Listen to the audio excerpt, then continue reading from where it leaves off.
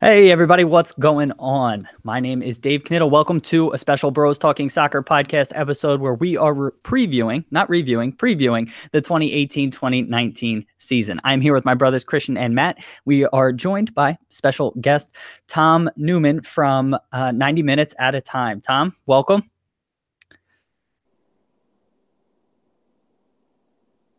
Did we lose Tom?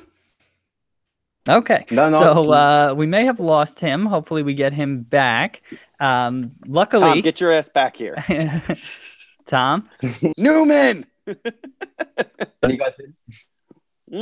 Okay, so people watching live on YouTube.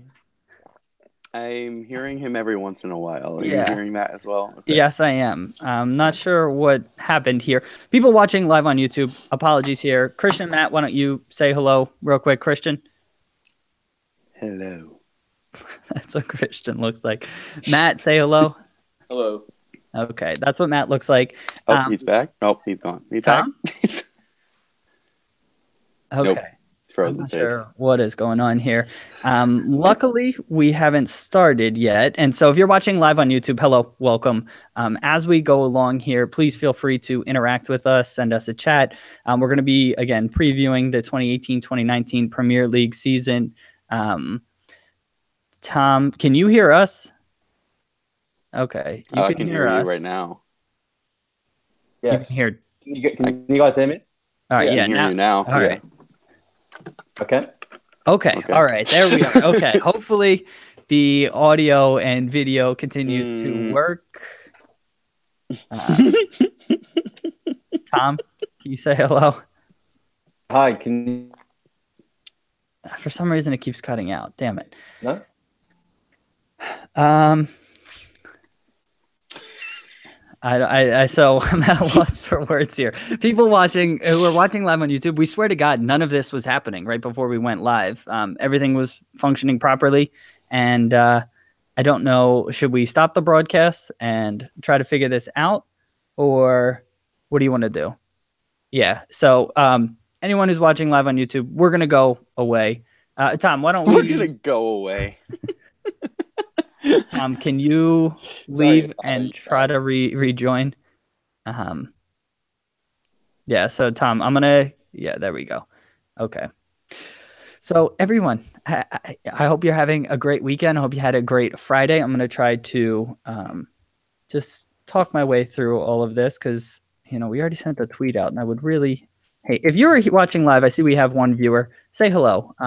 Let us know your thoughts. Cora TV, hello. Thank you for tuning in. I think that you're based up in Toronto, right? With Stadium TV, right? So, welcome. Anyone, please go check out Cora TV on YouTube. They make all kinds of videos about soccer. Matt, are those chopsticks? Yeah. Okay, those are nice. So this is not normal.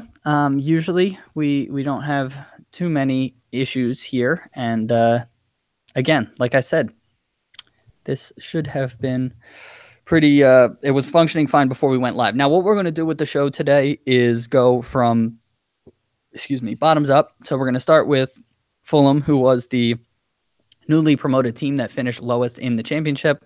And then we'll run through all of the other teams in ascending order till we get to champions Man City. Guys, anything you would like to share with our viewers? Anything you've kept bottled up, Christian, that you just are dying to let people know? Yeah, guys, I'm pretty hungover this morning, and I needed you guys to know that because, it's just another Saturday. Okay, Matt, anything you would like people to know? I have power this week. No, you were worried about me last week, but I have power again. So that's nice. And you moved out of your place? Yeah. And you also got confused on when your final was. So you may or may not be on the podcast tomorrow when we thought you definitely weren't going to be there. Yeah. Happens to the best of us. Yeah, there will be roadblocks. Yeah. So I don't know if Tom is restarting. He said yes, restart. I don't know if that means he's restarting or if he wants us to send a new link or not. Oh, Josh Sargent scored yesterday. Interesting. For the 23s? No, for Verter. For the first team? Verter 2. Oh, okay. So for the U23s. Is that what it is? Yeah, I don't know how I'm that pretty works. sure that's how it works. I don't think they have like full-fledged second teams. Yep. So that's fun. Tomorrow, if you're tuning in live, we will have another podcast tomorrow with DJ Fluck from Stadium Scene, and that will be about just more like our normal podcast where we talk about stories from around the soccer world. So little preview. I'm going to talk about Inter Milan and MLS All-Star Game, specifically Brad Guzan interview. Christian, your topics are MLS All-Star Game, and what was your other couple? Wait, what? Oh, okay. I didn't even know that. I didn't know you were also doing the All-Star Game. I know. I'm just doing. Sense. People were freaking out about Brad Guzan being. I mean, it was so stupid. I don't think it was. So what? It's an all. So whatever. We're going to talk about this. Let's not do this here now. Shut your face. I'm trying to find where they were. I don't. Okay, really so Christian's topics were MLS All-Star Game, Bellerin going vegan, so pro athlete diets, and then the FA rule changes. True. Which I'm very excited about. And you guys will hear about that tomorrow. Yes. So again, just a little taste. I think it's hilarious that Jim Harbaugh doesn't let the Michigan players eat chicken because it's a nervous bird. Yeah. So why don't we talk about that? Well, actually, that kind of leads into messaging you on mobile data. Yeah, that ties into that. So apologies here. Tom is having some issues with his internet, and Christian, please, dear God, mute if you're going to drink on air. That is just a weird, disgusting sound that nobody wants to hear in their ears. It was working. Could hear you, but you couldn't hear me. So I don't know. What do you guys want to do? I think we should probably end this broadcast. I think we've tried to. Oh, we did a while ago, and then it still says live. We're still here. Horror TV TV is still here with us, so thank you for. Hopefully, this is somewhat entertaining to you as we scramble to try to figure all of this out. Do we have any soccer things we could talk about in the meantime? The Union played Portland later today. How do we think that's going to go? Saw Ryan Richter got promoted to head of like the youth academy or some shit. No, that's also head of the youth academy. Is Tommy Wilson not there anymore? Director of the Philadelphia Youth Pre-Academy. Oh, okay. So that's like really young kids. Oh, okay. Because the academy starts at what, 14? Maybe. I think, yeah. Yeah. So that's fine. Because Tommy Wilson, who's got background, at Rangers, I think he was heavily involved there. Hey, guys, can you hear me? Yes. Yep, we can hear you. I'm so sorry about that. My internet is just... I'm really not sure what happened because I could hear you guys. I could see you guys doing everything. And then I was like, hi. And you sort of looked at me like, what are you doing? And I was like, have I said something wrong already? I've just introduced myself. Actually, just couldn't hear me. And then I was like, and then you said you could like intermittently hear me. So I'm very sorry about that, guys. No worries. Hopefully that won't happen. It seems like you're back in full now. And so, now I got an echo. Oh, yeah, that's really annoying. Matt, can you hear an echo? I don't hear it anymore. I heard it for like a split I only heard it with Dave. Yeah, okay. I heard it with Dave for like a very short period of time. So if I'm speaking, that's sounding okay your end? Yep. Yeah, you sound fine. Let me talk for a little bit and just see if the echo comes back. Nope. Sweet. Okay. Just run your podcast, Dave. What's that? Just run your podcast. Let me talk for a little bit. Well, no, because I was the one that was echoing. It's not like, hey, you guys shut up. All right. Okay.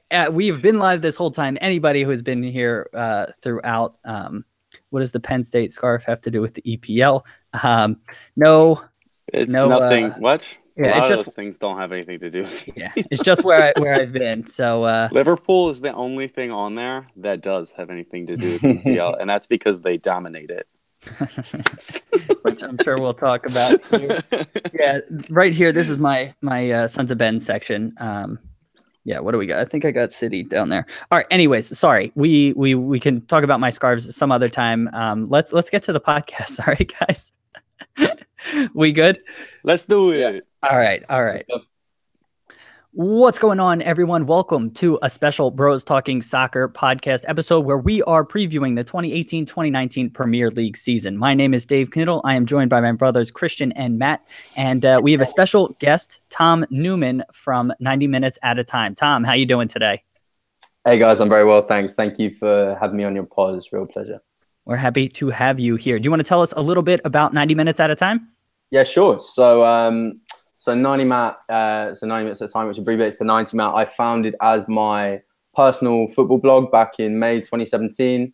It was just me on there, and sort of through gradual expansion, firstly to three close friends, two of whom I was at university with, and one of whom is a close long-term friend. We gradually started expanding it, and the last 15 months has been a real journey. It's been absolutely crazy. We're now at just over 50 writers.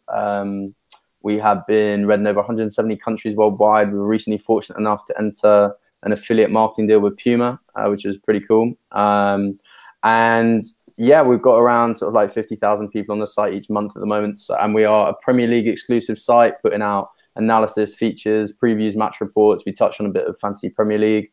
So yeah, and we're entering our second season of coverage starting next week. And I'm sure, like you guys, I'm pretty excited for the Premier League to be back. Absolutely. And we have written a couple articles, so we thank you for giving us the opportunity to write on there. Christian, how are you doing today?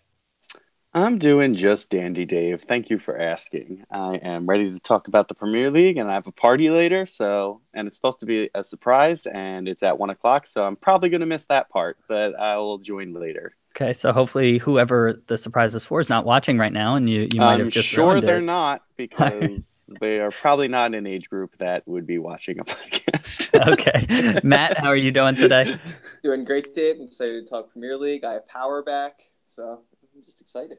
That is exciting. And guys, I'm doing fantastic. Thank you for asking. Ready to get to the topics here. Christian, I don't know. We didn't talk about this. Do you have a trivia question or no? We skipping over the trivia question this week.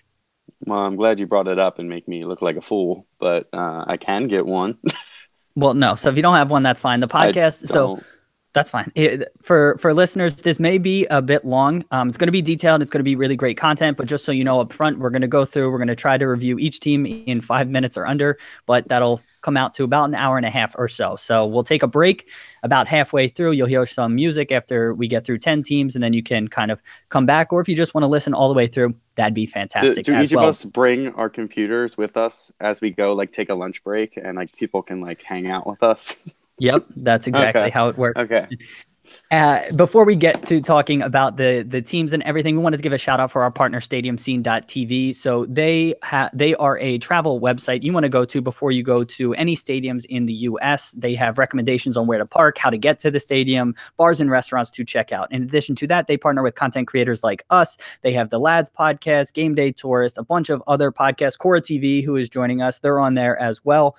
All kinds of different content, blog posts, YouTube videos, podcasts, and so much more, all different sports, not just soccer, but obviously we're on there. So please go check them out.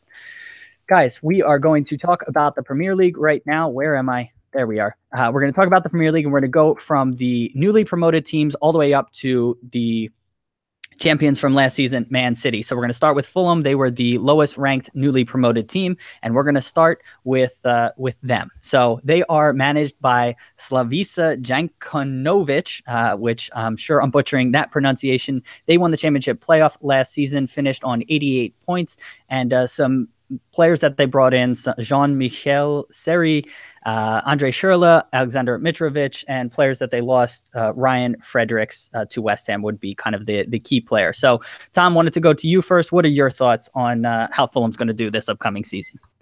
Sure. So, yeah, like you said, nice bit of information on some of the transfers they've made. I mean, I think I saw a statistic the other day that of all the newly promoted sides across Europe's top 5 leagues, Fulham have spent the most money. So they're definitely backing themselves. It's a high-risk strategy. If they were to go down with some of the players they've signed, such as Schürrle, Seri, like you mentioned, obviously they lost Fredericks to West Ham, but I think obviously Mitrovic, 22 million from Newcastle United. That's a great bit of business. I think Djukanovic, I mean, whether you butchered it or I'm butchering the pronunciation, we'll wait and see. But no, I think you'd probably have to say out of the the newly promoted sides, they're definitely taking the biggest financial risk in terms of their outlay, which it's a high risk strategy. It could have great rewards. I mean, I'm an Aston Villa fan, so they actually beat us in the Championship playoff final last year. But it's quite rare in a game like that, which is so highly charged with emotion at the end of the game, just to say that the better side won when your team's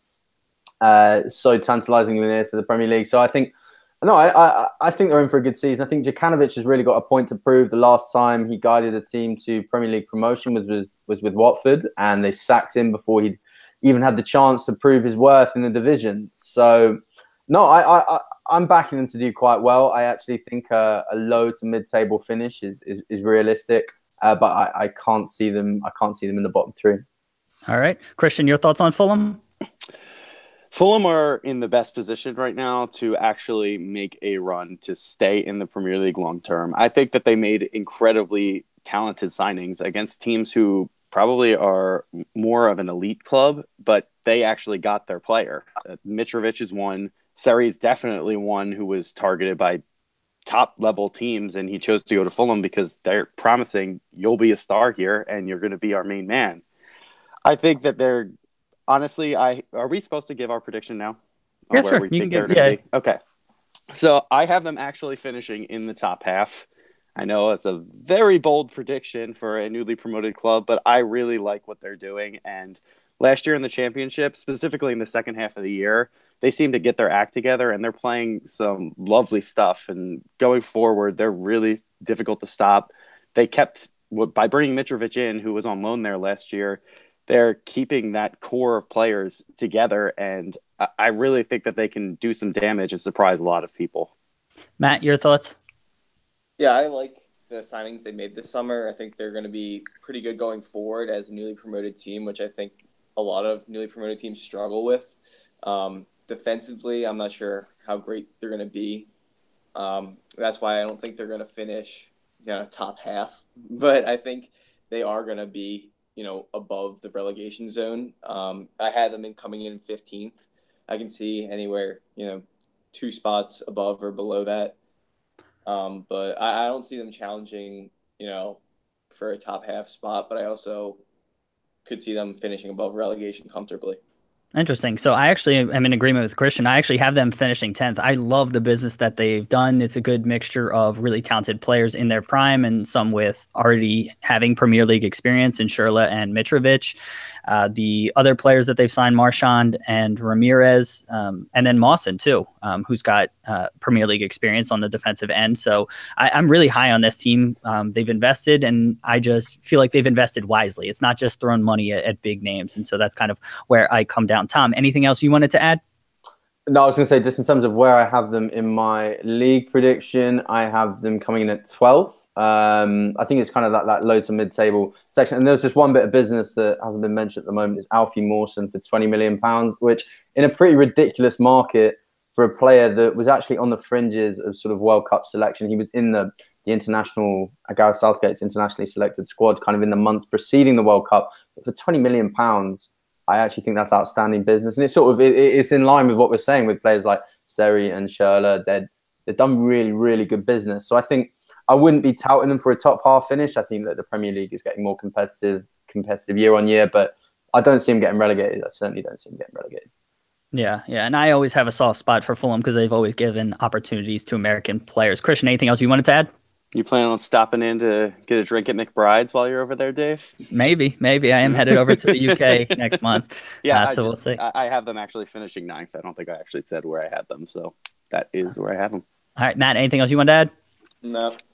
Awesome. Guys, spot on. 5 minutes. Boom. That's how you do it. Next team we're talking about is Cardiff City. They are newly promoted. They're managed by Neil Warnock. They came in 2nd place with 90 points in the championship and secured automatic promotion. Some players that they brought in, Josh Murphy, Greg Cunningham, and Bobby Reed, and they didn't really lose anybody. So we'll go to Christian first. What are your thoughts on Cardiff City this season? Unfortunately, this is the only newly promoted club I have going right back down. I just don't think that they have what it takes. Their signings aren't Premier League level talents. They're signing almost similar players to what they already have and keeping it pretty mundane. Like I just don't think that they have any star quality that's going to be a game changer at the Premier League level. And I have them finishing 19th. I don't see how they could possibly stay up right now. And there is still time left in the transfer window. Maybe they bring somebody in, but right now I just think that they're too weak of a squad, don't have enough depth to really stay up this year. All right. Speaking hard truths to any Cardiff supporters who are tuning in. Matt, what are your thoughts on Cardiff? Yeah, I completely agree with Christian. I think they're lacking the star power to, really grasp a game. I think they could struggle throughout the entire year. I have them in my prediction coming in last place. Unfortunately, they didn't go out and spend their new Premier League money on a big name or anything. So unfortunately, I think I have them going right back down. Yeah, and that's not always the wrong strategy, right? We saw it with Burnley a couple of seasons ago where they didn't invest right away and they kind of invested that money more into infrastructure and then they went down and immediately bounced back up. And we've seen how that's worked immensely for them. So I think I'm kind of in agreement there that Cardiff is going to go down, but it may not be the wrong decision if they don't overspend. Tom, your thoughts on Cardiff? Yeah, no. It's funny what you were saying there about Burnley's season a few years ago when they knew they were going to go down and they reinvested the money in infrastructure and then they came back up and they're now putting a good stick of it. I mean, Cardiff, I've got in my prediction coming in 20th. I think what Cardiff are doing, and I think you have to give them credit in this sense, is previously in their Premier League endeavours, when Vincent Tan got very excited and they went and spent silly money on players like Andreas Cornelius, they got their strategy wrong. And what they've done this time round is they bought Josh Murphy, good signing from Norwich. And I think they know they're going to go back down. And there's no shame in that. You look at what's happened with Burnley. Burnley have just beaten Aberdeen a couple of nights ago to be on the cusp of Europa League qualification. It's certainly not a poor strategy, but I mean, like Neil Warnock, I think is in the English game, nobody's had more promotions in the Football League or to the Premier League than him. He's a good manager, but I just think you look at the Premier League and you look even like the lower clubs, the smaller clubs, what they're spending. Yeah, I just don't really think they've got a chance. So yeah, I've got them coming in at 20th. Yep, and that's actually, so just to clarify, I have them in 20th as well. It's funny you say that, Tom. I don't know if you listened to our podcast last week, but Christian's trivia question was, who is the manager that had the most promotions from the Championship to the Premier League? My guess was Neil Warnock, but Christian told us that it was Steve Bruce. So now I'm questioning who is correct here. No, sorry, that Neil Warnock has the most Football League promotions. So that factors in League One and League Two as well. So no, I'm sure that's Steve Bruce is a bit of a Championship veteran. Got it. Okay, so I thought I was going to be able to call Christian out, but it looks like I am not. So I am finishing 20th, Christian 19th, Matt 20th, and Tom 20th as well. Yep. Okay. Yep. Christian, anything else you wanted to add about Cardiff? Yeah, I think that they're a little better than you guys are saying, but whatever. You torched them right away. Matt, Matt, I still don't have them coming last. Matt, anything else you want to add? No. Tom? No, I'm all good. All right, let's keep it rolling. Wolverhampton Wanderers. They won the championship last year. They're managed by Nuno Espirito Santo. They came in first with 99 points. You like that accent there? It was good. They've brought in a bunch of really talented players. Rui Patricio and João Matinho are probably the most well-known ones. And the players that they lost, Nordim... Nope, that's somebody else. So the players that they lost, I couldn't really identify anybody that was too crucial to them. I can't say that I really followed them closely in the championship last season. Was one.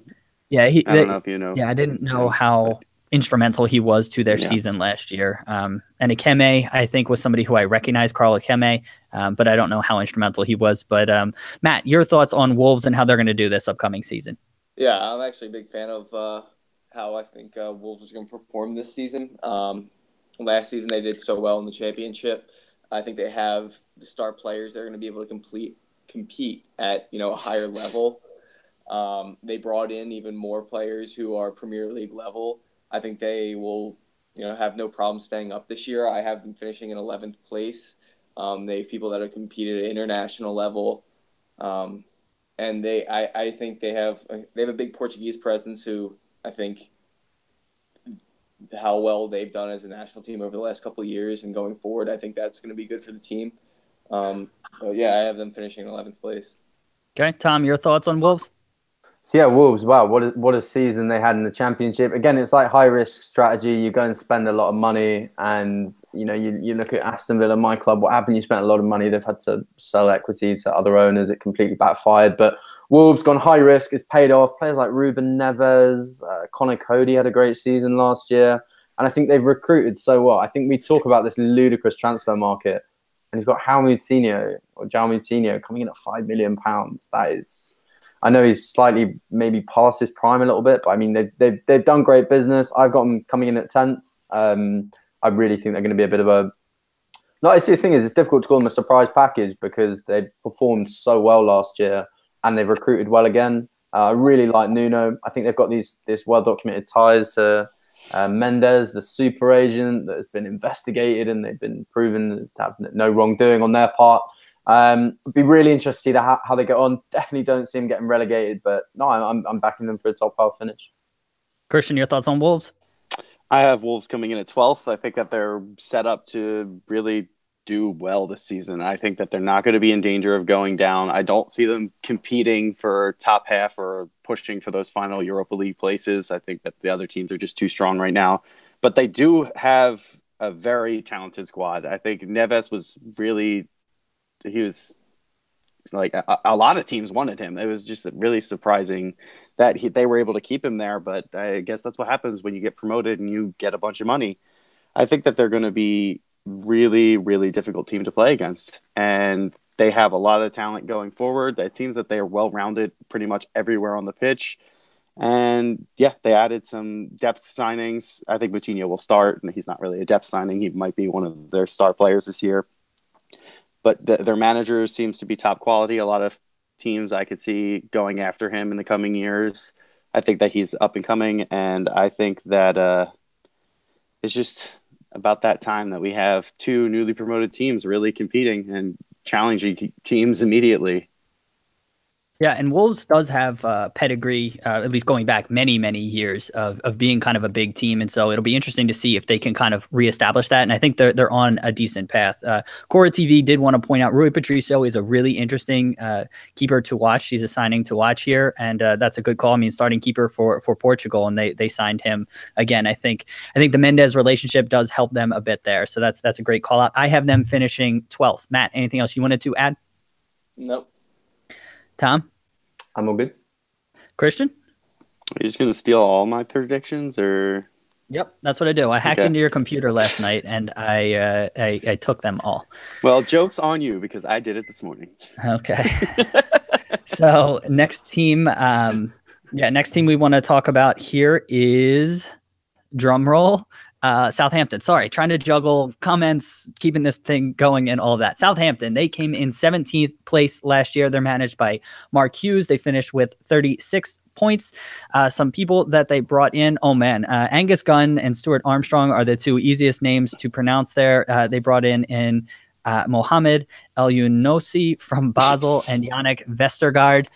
They lost Tadic, Boufal, and Klasi, players that were fairly instrumental to them last year. So I think, Tom, it's your turn back up again. Yep. What do you think about Southampton? So Southampton, I think for so many years, as a long-term fan of the Premier League, you just associate Southampton as finishing top half, to sort of like maybe even as high as sort of like 7th, 8th, 9th. Like they've been there for so long. They've always brought in young, progressive foreign coaches. You look at Koeman, you look at Pochettino.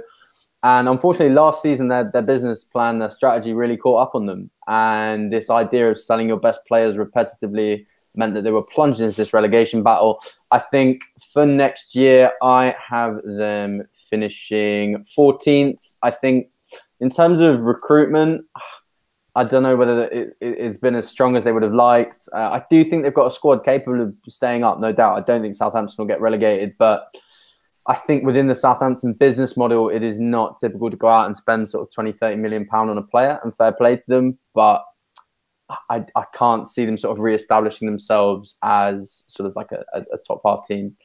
So yeah, that's me on Southampton. All right, cool. I actually do have them going down. I don't have a ton of faith in this team. I have them finishing 19th.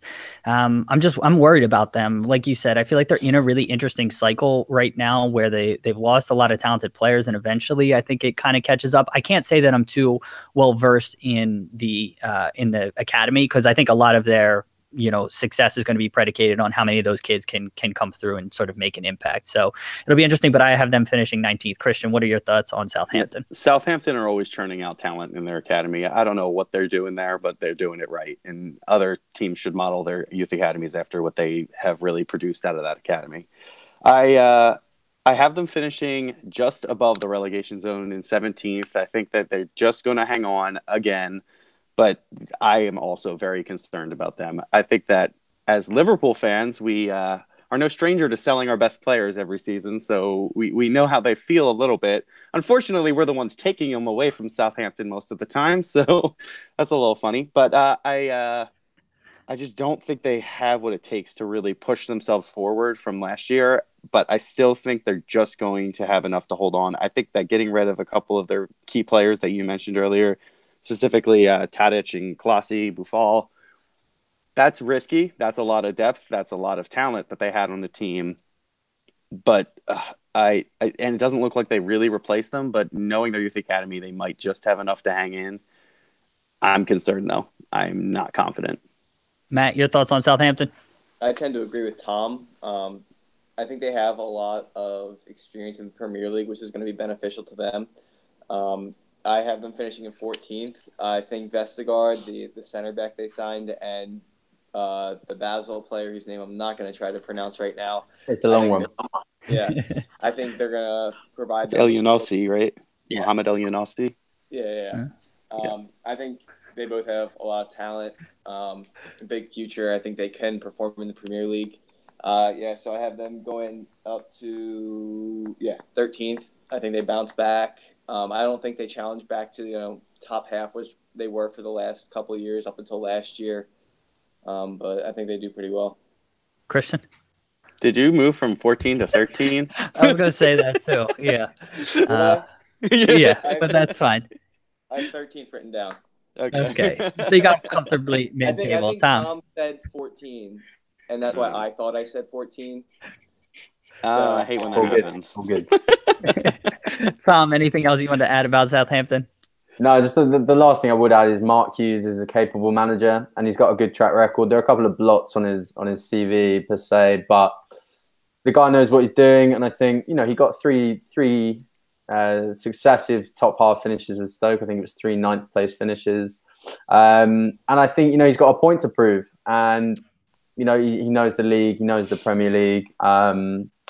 So yeah, I agree with what everyone's saying. I mean, I don't quite see them getting relegated, but I think they need to reassess their recruitment strategies before they consider themselves sort of moving towards the top half. Christian, anything else you want to add? They should very seriously consider signing at least 1 or 2 more players that are ready to start in that team. Any suggestions or thoughts, positions? Probably in center midfield and 1 winger are the 2 positions that they're going to need to strengthen now that they lost Klasi, Buffal, and Tadic. Matt, anything else you want to add? Nope. All right. Next team we're talking about. I'm getting an echo here. Yeah. Matt, can you mute? I'm hearing it. Okay, you're hearing it too? Okay. Maybe it's coming from Tom. Tom, can you mute for a second? Yeah, there we go. All right. Thank you. Real quick. So next team up, thank you for doing that. Huddersfield Town, they're managed by David Wagner. Man, I stumbled over that one. Wagner. They finished with 37 points last season. German. I know, but I always get tripped up with should I do the German pronunciation? I know. Some key players they brought in, mainly Losel and Congolo, who were there last season on loan. They were able to re-sign, so it was big of them to get them. Eric Durham they brought in from Borussia Dortmund, World Cup winner with Germany and experience in Champions League and all of that, so good signing there. And players that they lost, I mean, nobody too noteworthy. I mean, Robert Green left, but he wasn't, didn't even realize he was there. Then Tom Ince, who moved to Stoke City. I think, Christian, you're up first. Christian, what are your thoughts on Huddersfield Town? I'm so sorry, Huddersfield, but I have you finishing in last place. I just am not sold on them. I really like their manager. I think that he's a top guy. I know he worked with Klopp, I think, a while ago, but I don't think he has what it takes right now with the squad that he has. I think he's gotten it right until this point. They did awesome to get into the Premier League in the first place with that squad. Pretty much everyone wrote them off last year.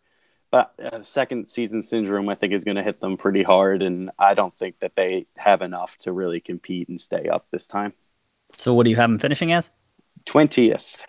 Oh, Matt, your thoughts on Huddersfield Town? I tend to agree with Christian. I have them finishing 19. Last year, I think they overperformed. I think like a lot of people were predicting them to be like among the worst Premier League teams ever last year. Yeah. And where they finished last year, 16th.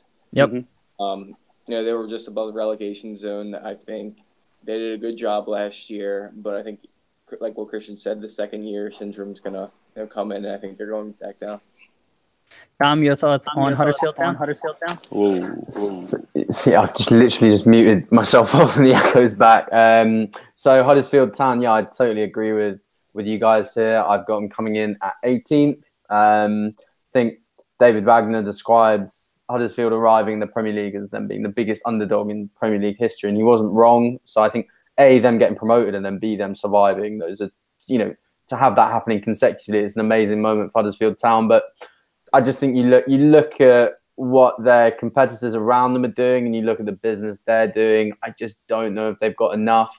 And I think, you know, yes, they did survive, but we're not talking like they comfortably walked it. You know, towards the end of the season, I think they were winless, and we had a really extended winless period. And a lot of people were saying, even after this amazing start from David Wagner and Huddersfield Town, they were going down. I just can't see it happening. So yeah, like I said, I've got them relegated at 18th. But I think, you know, I think they'll definitely put up a fight. I'm in agreement with Tom here. Tom, can you please mute again? Sorry. Of course. Yeah, so I'm in agreement with Tom here. I think that they overachieved last season, and they probably should have been relegated. And because of that, I have them going down in 18th. I think that they've definitely gotten stronger, and some of these signings are really good. Sobhi from Stoke is really good. Diakabi from Monaco. Again, they've made signings to strengthen their squad, but I just don't think it's enough to keep them up. So I have them going down in 18th. Christian, anything else you wanted to add? No, not really. I think we covered it. Matt? Yep. Covered it. Tom? All right, Tom's good. Thank you for that. Next team we're talking about, Brighton. They finished 15th last season. They're managed by Chris Hughton. They finished on 40 points. Some players that they brought in, Leon Balogun from Mainz. I think he was a Nigerian center back. I may have that wrong, but I think that's where he's from. Bernardo from RB Leipzig. And then the Azad Alkmaar striker, who is Iranian, I want to say, one of the star attackers for Iran. I'm not going to try to pronounce. Well, I'm going to try to pronounce it. Here we go. Alireza, damn it. Wow. Alireza Jahan Bakish. That's how I'm going to pronounce it. So hopefully that was good. Didn't really lose anybody too influential for the team. So Matt, I think you're up first. What do you think about Brighton and Hove out? Brighton and Hove. I think it's going to be a big factor that they didn't lose anybody that's too important to the squad. I think a lot of people around them made better moves, though, in the summer transfer window. I have them finishing in 17th, right above the relegation zone. I think the three teams I have behind them didn't do enough to, stay up either. And I think from what I saw last year, Brighton has just enough to stay up. Tom, your thoughts on Brighton?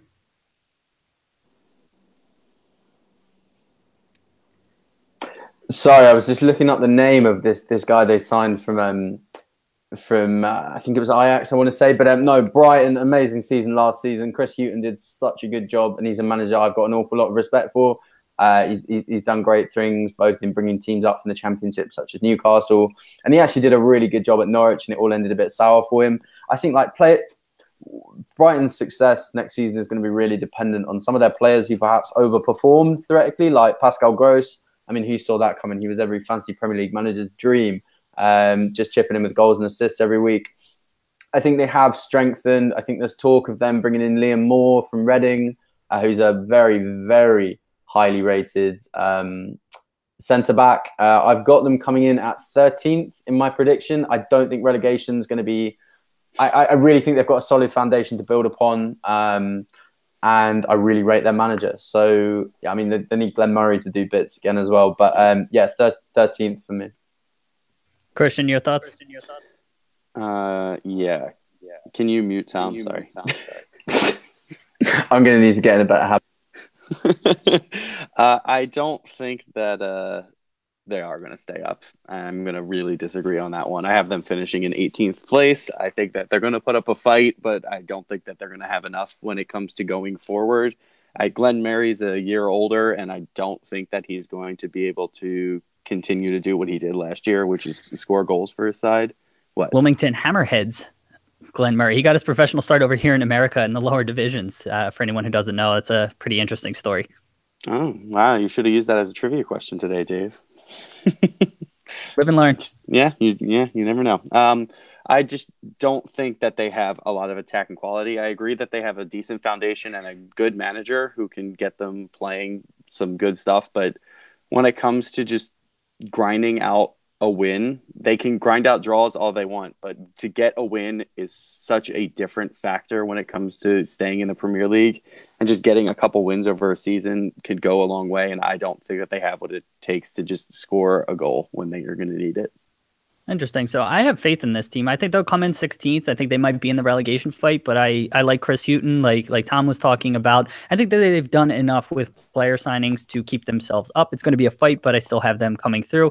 Did want to say Balogun is Nigerian and Jahan Bakesh is Iranian. So I did have that right. Just wanted to circle back and clarify that. Matt, anything else to add about Brighton and Hove? Nope. Tom? Christian? Do you want to give yourself any more pats on the back before we move on, Dave? Or I don't know what that means, but sure. I mean, I'm always down to give myself a pat on the back. I was just clarifying in case people actually needed to or wanted to know. Okay. Okay. Yeah, so there's that. All right, 14th up, Watford. They came in, nope, not 14th up, but they finished in 14th place last season. They're managed by Javi Gracia, because it's not Garcia, it's spelled differently, and that's been tripping me up, but it's Gracia, I believe is how it's pronounced. He is a new manager. They finished on 41 points last year. They signed Della Lefeo, Ben Foster, Navarro. So I had a couple signings. They lost Richarlison to Everton, and then Nordin Amrabat. They're probably their key departures. So Tom, I think you're up now. What do you think of Watford this upcoming season? Sure. So yeah, no, it was a really interesting season for Watford last season. They obviously had Marco Silva, and then it all turned very, very sour very, very quickly with Everton's approach. He was gone. Garcia came in. He steadied the ship. He kept them up, and I think what has been interesting is Watford's business model tends to be to keep a manager for one season. Obviously, by definition, Gracia has not had a full season. But I think, have they done enough business? I think one thing that has been confirmed is a new contract for Abdoulaye Doucouré, who has been their best player for some time now in that squad. That is huge, and he was really linked with a move away. They've obviously put some big money on the table, and he's agreed to it. I've got them coming in at 17th. I think, I worry with someone like Troy Deeney getting a little bit older, and they sold Odion Agallo a couple of seasons ago. I just think where the goal was coming from in that side. I think Richarlison was even though he really tailed off towards the end of last season, he was a big goal output for them. And obviously they've sold him to Everton. So I'm definitely worried for Watford. I think it's a relegation battle without a doubt. And I've got them coming in, as mentioned, at 17th. Christian, thoughts on Watford? Yeah. We're going to need to go on mute again here, Tom. I disagree again. I think that Watford is okay right now. I don't think that they're going to be really in that relegation fight. I think they will be until the very end, and then they're going to pull away a little bit. I have them finishing in 14th. I think that Gerard Deulofeu is a very, very good player. I've seen him play for a long time now, from when he started at Barca, when he was playing for Everton. Now he's at Watford. He was loaned at Watford last year, correct? Correct. Yeah. And I'm really high on him. I think he's a good player, and I think that they're going to be fine. I agree that Watford has this culture almost with firing their managers after one season, which I know we are all kind of against doing that because it makes no sense to just change things that radically every single year. But I still think that this team has enough to just pull out results when it comes to the end of the season and just surviving. And Ben Foster is another good goalkeeper who's coming in to just steady a ship. He's someone who was linked with going to the World Cup. He didn't make it, but I think that he's a solid goalkeeper, not amazing, but will do his job. And I think they're going to be an aggressively average side that will just manage to survive. Aggressively average. I like it. Matt, your thoughts on Watford? Yeah, I agree with Tom with that they're going to struggle to get goals this season. As last year kind of went on, they just kind of, derailed a little bit after their good start. I have them finishing in 16th place. I think they're going to have a relegation battle throughout the entire season because of, the lacking the goals going forward. But I think they have enough and they have the experience and they have just enough talent to stay up, which is why I have them finishing 16th. Yeah, and I agree with Tom and Matt. I am coming in 17th place. I'm very concerned about them, but I think they have just enough quality to stay in the top flight, but it's going to be a battle throughout the season. Tom, anything else you would like to add? No, I'm all good. I'm all good. All right, cool. Christian? Nope. Matt? No. All right, let's keep it going. 13th place last season, West Ham United. They are now managed by Manuel Pellegrini, former Manchester City manager. They finished with 42 points last year. Big signing for them is Jack Wilshere. I don't know if he's the big signing, but he's definitely the most noteworthy one. Yarmolenko comes in from Dortmund, and Felipe Anderson is probably their main kind of key signing. Players that they lost, Patrice Evra, Czech Kyoto, and James Collins. Again, kind of Kyoto and Collins were there for a number of seasons. Evra was just there for half a season. But Matt or Christian, who are we on first? Christian, I think. Christian, why don't you go first here? I can't remember. I'm losing track of everything. But Christian, why don't you give us our thoughts? No, I talk too much anyways. This is true. Okay. Yeah. I think that West Ham are in a position where they can. I say it every year because it seems that they bring in good players every year, but I think that they are ready to push a little bit further. I don't know. I have them coming in 11th because I just don't trust that they're actually going to do well. But this year is just, who knows? I feel like there's a lot of teams that are really close to each other, and West Ham have enough quality that they should not be in a relegation fight at all. But they have just this air about them where they just can't push themselves to that next level, even though they have players who really could push them there. I think that they're a team that could be challenging with Everton and Leicester, those types of teams that are going to be pushing I'll get to that later, but pushing for those final Europa League or just challenging the top six in games. I think that I don't know. I think that they have the talent. I just don't know if they're going to actually finally put it all together. So I have them finishing right in the middle of the table. So I'm in agreement with you. I think what they've lacked in the past is a really talented manager, and I'm really high on Pellegrini, and I'm with you. I always predict them to finish in the Europa League spots, and they always kind of disappoint me over the last few seasons. And I finally have confidence in this team to do better than they've done in the past. And so I actually have them finishing 9th. I don't have them getting to the Europa League, but I think that Pellegrini finds a way to put kind of all those pieces together and get them performing well. Matt, your thoughts on West Ham? Yeah, I tend to agree with you, Dave. Pellegrini, when he came to City, it was kind of, an underperforming squad with, some personality issues. And in his first season, City came and won the Premier League. I think he'll do a good job, immediately with West Ham. I have them finishing in 8th. I think their attacking signings were great this summer with Felipe Anderson. I think he's going to produce a lot. Jack Wilshere, a seasoned Premier League player that's always good in the midfield, a player that knows how to, run the game a little bit. I know Wilshere's not the player he may have was supposed to turn out to be, but he's still got the experience. And a club like West Ham, I feel like, could really use that. And like last year with everything with the fans and just like the club, the turmoil, I feel like Pellegrini's going to do a good job of easing that. And I have them finishing top half and 8th. Tom, your thoughts on West Ham? So yeah, I love I'd tune it in for 2 seconds and the echo kills.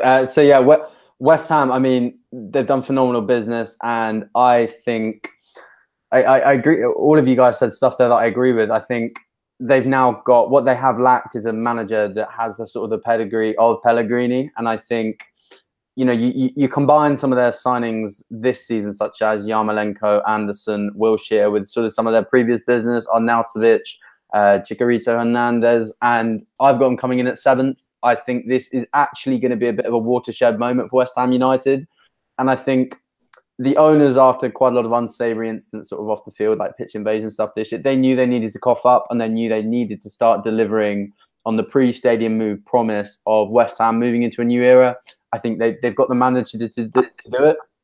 I think someone like Wilshere is a phenomenal player too. And no, I've really got high hopes for them. I think this is going to be a bit different, and I think the reason is Manuel Pellegrini, who is a Premier League winning manager, and that is something that West Ham have never had before. So yeah, I'm going to mute my mic, and I've got them coming in at 7. All right, Christian, anything else you wanted to add? No, I think that we pretty much wrapped them up. They're a team with extreme talent and have a manager who can maybe pull them together now. Let's see. It's going to be a fun ride. Matt, any thoughts? Nah. Tom, anything else? All right, Tom's good. 12th place last season, AFC Bournemouth. They're managed by Eddie Howe, one of the brightest young managers in England. They had 44 points last season. Signed Diego Rico from Leganes. Christian, how do you pronounce it? I think it's Legonese. Legonese. All right. And David Brooks from Sheffield United. Didn't lose anybody too noteworthy. Afobe went to Wolves. He might be the only one that I kind of noticed from this listing. Matt, I think you're up first. AFC Bournemouth, what do you expect from them this season? Yeah, I'm sure I'm probably going to go against you guys at this, but I have them having a pretty poor season and them being my last team to get relegated. I think they didn't bring enough to the table through the transfer window. I think they don't have necessarily the top level players to really compete, for a top half finish. And I think they overperformed last year. I mean, 44 points is not, too many points. It's not like they were, challenging too much last year, but I feel like they could be one of the teams prone to slipping up this year with the young manager and being that last team relegated. Tom, your thoughts on Bournemouth? Yeah, I completely agree with you. I've actually got Bournemouth in one of my last 3 relegation spots. I've got them coming in at 19th. I think I highly, highly rate Eddie Howe, and I actually thought that last year was going to be a season where they could sort of push it a bit. But I think the problem is Bournemouth have made really astute signings over the past few years. Players like Jordan Ibe, Ake from Chelsea, brought in Jermaine Defoe. They've got people like Callum Wilson up top. But unfortunately, that doesn't really count for much these days because everybody in the Premier League has that level of strength. And I fully agree with Matt there. I think I can just see Eddie Howe as a really, really massive managerial prospect, but I can see them slipping up. I think they started poorly last year. Eddie Howe came out and said there was huge pressure on him. He turned it around. They had a phenomenal run, beat Chelsea and Arsenal, and I think when unbeaten in 6 or 7. They're a quality team, but I just think this might, like last year we saw Stoke and West Brom get relegated. Who would have even thought that? 2 of these stable Premier League outfits you turn out every year. So yeah, I've got them in the bottom 3. Christian, thoughts on Bournemouth? Well, I'll tell you right now, West Brom got relegated because they got rid of Tony Pulis, because it's a pretty common theme. Every time you get rid of him, that team goes down. And so did Stoke, actually, at one point. So there you go.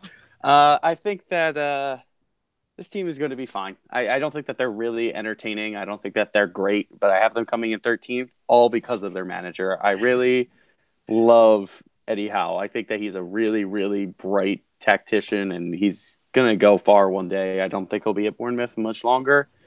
But if they do get relegated, I wouldn't be surprised to see him move to a bigger club, someone like an Everton, some team like that, where it's going to push his career a little bit further forward. But I think they're going to be another pretty average team right in the middle, and maybe relegation fight early on, but I think that they're going to pull it off and just finish right in 13th, right there. Unlucky number 13. And since I, hacked into Christian's phone and copied him, I have basically the exact same thing. I have 13th place, confidence in Eddie Howe. Just basically what he just said is how I feel. Matt, anything else you wanted to add about Bournemouth? No. Tom? Tom's good. Christian? Nope. All right, that was a good one. Last one in our first segment here. Crystal Palace finished 11th place last year. They're managed by Roy Hodgson, also on 44 points. Players they've brought in: Czech Kyoto from West Ham, Max Meyer from Schalke. That's a pretty interesting signing. And Vicente Guata from Getafe. Players that they lost: Johan Cabai is kind of the main one. Damian Delaney and Lee Chung-Young were long servants at the club, but they've been less influential over the years. So kind of the main signing or main loss of players, Johan Cabai.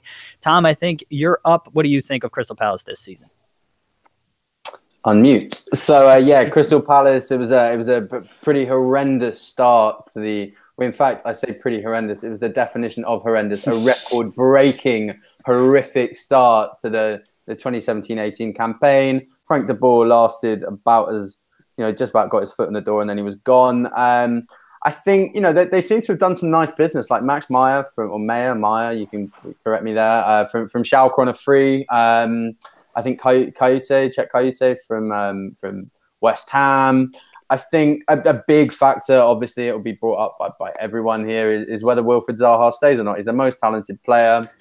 Big links with Spurs, big links with Chelsea. He in fact, 90 Matt covered this. He removed Crystal Palace from his Instagram bio and put out a story saying, "Today is the day I make a change." So big speculation around that transfer. I think Roy Hodgson did a phenomenal job and probably didn't get as much credit as he deserved for the job he did with Palace last year. He took them from the absolute depths to, I want to say, a top half finish. I want to say they finished 10th. So he did phenomenally well. I have got Palace coming in at 15th. I think if they can get someone like Benteke firing and Zaha firing too, then fantastic. But yeah, I think it will be a pretty steady season in a 15th place. Got it. So maybe I have the table wrong. So yeah, but they did a great job. Christian, your thoughts on Crystal Palace? I have them finishing right in 10th place. I think that if they keep Wilfried Zaha, which is the key, that they will be able to do that. They'll finish in the top half. But if they lose him, I think that will really cause a lot of unrest in the team, and they really don't have a player who can come in and replace him. They would have to spend the money they get for him.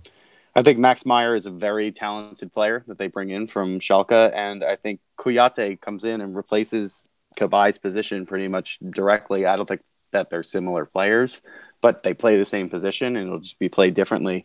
I think that they did good business. They have a manager who's been there and done it multiple times, and as a Liverpool fan, I just want to smack myself in the face when I see him, but with everyone else, he seemed to do a good job.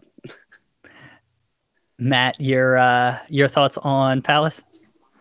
Yeah, I think Palace is going to come in 10th place this year. The last top half team. I think they have the manager, and they have, somewhat of, star quality on the team. I think if they keep Zaha, they're definitely going to be able to compete in that top half. I think he's one of the most creative players in the league. Last year, being able to come in 11th place after, 0-6 and 0 goals scored and whatever their goal difference was at the time. I think it might have been 7. I can't remember. They went 7, no goals scored yet. Yeah, it was 7. And then they beat Chelsea. Yeah, so I think, being able to bounce back from that and finish in the position they did shows a lot about the club. I think they're here to stay. I won't have any relegation issues. And I think, bringing in Max Meyer is huge. I think he's a player that could be, world class eventually. Yeah, I find it interesting. So I have Palace finishing 11th. A lot of that is based on Zaha staying there because, again, he's just somebody who can really take them to another level. I have that's also based on Benteke not having a ridiculously bad season, like all-time historically bad season like he had last year where he was missing just like easy tap-ins. Max Meyer is so intriguing for me because he was so talented and then he just like completely blew up at Schalke. He just like stopped talking to management and they basically blackballed him and stopped playing him. And so it's tough to know if that's like a personality thing and he can't get along with people, if that's something else, if there's something more deep seated there. So if he can get back to his really kind of great potential that we saw early in his career, this is a fantastic signing. He was a free, like this could be fantastic, or it could just be, somebody who, maybe had promising career and is sort of just trailing off. So that's just something to look out for. But I have them finishing 11th. Christian, anything else you want to add? No, I just agree with what you just said. He could come in, he could be just the star that everyone thought he would be, or he could come in and we saw him have issues in the past. He could be a locker room or training just disaster with his emotions and just his personality. So we'll see. But I think that they do have the talent now that they can compete. Tom, anything else you want to add about Palace? Yeah, just to correct myself and to correct you, they finished 11th, not 10th. My bad. No worries. Matt, anything else you want to add? Nah. All right, cool. So listeners, that brings us to the end of our first half. You're going to hear a little bit of music, and then we will be back with you very soon. The good stuff. All right. Good stuff, guys. Yeah, it's been great. We've had some decent interactions on YouTube, some people sending comments. I think they're no longer here. The one guy, Revi Guanzon. Does anybody recognize that name? No? No. But Revi, thanks for tuning in. He is going to try to see the Lazio Fiorentina match in October. I know we're wait, I'm sorry, I have to bring it up. That's Lee, which is hilarious. That's just funny. Sorry. Okay. He was texting me as he was. Yeah, it's okay. Lee. That makes a lot more sense. That's his wife's name. Okay, because he's he's been pretty hard on you, Christian, here in the comment section. Okay, so that makes sense. So he's trying to see that. Tom, I don't know if you have any thoughts or perspective on that. What was that? Sorry. So the Lazio Fiorentina match. Do you follow Serie A at all? I don't follow Serie A, I'm afraid. All right, no worries. Christian, any thoughts on the match? Oh, Lazio versus Roma. Lazio versus Fiorentina. He's going to try to see it. Sorry. Yes. Sorry. Do I have any thoughts on it? So he asked for just quick thoughts on it. If he's going to try to see it, I mean, it's going to be a good game. Both of those teams are pretty good, but neither of them are world-class world beaters. But I mean, Roma's pretty good. And Fiorentina's a team that's pretty consistently there. So whatever. Dude, it's not Roma. So I keep saying. Sorry, I'm not. Was I not listening again? Fiorentina versus who? Sorry. Lazio. Literally their arch rival. Oh, true. I guess I was just thinking because it's Rome. But okay, Lazio also is a decent team. I mean, they're both just average teams. I don't know. It's going to be a good game regardless. It's better than going to an MLS game probably, even though their fans are not the best. Probably going to be the best part about it. Yeah. The Italian atmosphere can be. They have ultras, and so they have that atmosphere. But a lot of times the stadiums are bigger than the fans that they get, and so it can be. I don't know. It's not cavernous, but it can be an interesting sort of dynamic. Whereas in England, most of the stadiums are sold out, in Germany and things like that. Yes, we are still live on YouTube, Tom. I'll cut this from the podcast, but this is just us taking a little break. If you need to do anything. Yep. I was just going to go grab a drink. I'll be back in when do you want me back? 5, 10? Less than that, yeah. So. Cool. Wait, real quick. Wait, you mute? Thank you. All right, there we go. Okay. Kristen. Is it cool if I come back in an hour? Can I please have some more water if you don't mind? What do I look like? Servant? Please. Love you. My lovely wife here. And now it's just me. Everybody left. I don't know what the fuck happened. I didn't even have anywhere to go. I just noticed that they left, and I was like, screw it, I'm out. Yeah, Christian didn't even say anything. He just left. Tom at least let us know. You're leaving? Yeah. Thank you. I love you. I love you. Thank you. She loves me. How long of actual stream recording time is this? Are we on track or no? Yeah, we've actually been doing a good job. Almost every single one has been less than 5 minutes. So we're doing pretty good. Unfortunately, for whatever reason, when Google, when you're live, it doesn't tell you how long we've been going. So I probably need another clock to keep track of that, full run time. Yeah. Because I just looked at because we started, we're supposed to start at 11 and noticed we're already an hour and 15 minutes past that. Yeah. but we had, Yeah, I we know. had some delays in the beginning, and then once we went live, then there was, no we had some internet issues. So I don't know. We're probably, my guess would be about 45 minutes in, like, of actual time, which again would put us kind of right on where I expected us to be. I expect this to be somewhere between an hour and a half to hour 45. So it's my expectation. Christian's back with us, and Tom will hopefully be back soon as well. Yeah. So we're doing well. Christian's stuffing his face. We're starting with Newcastle. Who did Newcastle bring in again? Newcastle, I mean, they brought in Kennedy again. They brought in Fabian Schär from Deportivo La Coruna, Yoshinori Muto from Mainz, who was like a striker for Mainz, Dubravka, who was the keeper. I believe he came in last season on loan and the second half of the season, and then they signed him. And then Ki Seung Hyung, who was Swansea's captain. Or was he captain? I know he was. I think so. Yeah. Well, that's what I'm going to say. All right, cool. So how's it going, guys? I think Lee left too, so I don't even know. So my thoughts on I don't know. I don't really have thoughts on Fiorentina. Lazio was in the Champions League places last season, fighting till the very end. So coming back to that, Lee, it'll be interesting to see if they can kind of keep that momentum going. Fiorentina was lower down the table, but they are historically, a pretty good team in Serie A. So that'll be a good game if you can get to it. Matt, did you have any thoughts on Lazio Fiorentina? The actual game, probably Lazio is going to be favored, but like I said earlier, like the atmosphere. What do you mean the actual game? Like the actual gameplay. Oh, okay. You know what I mean?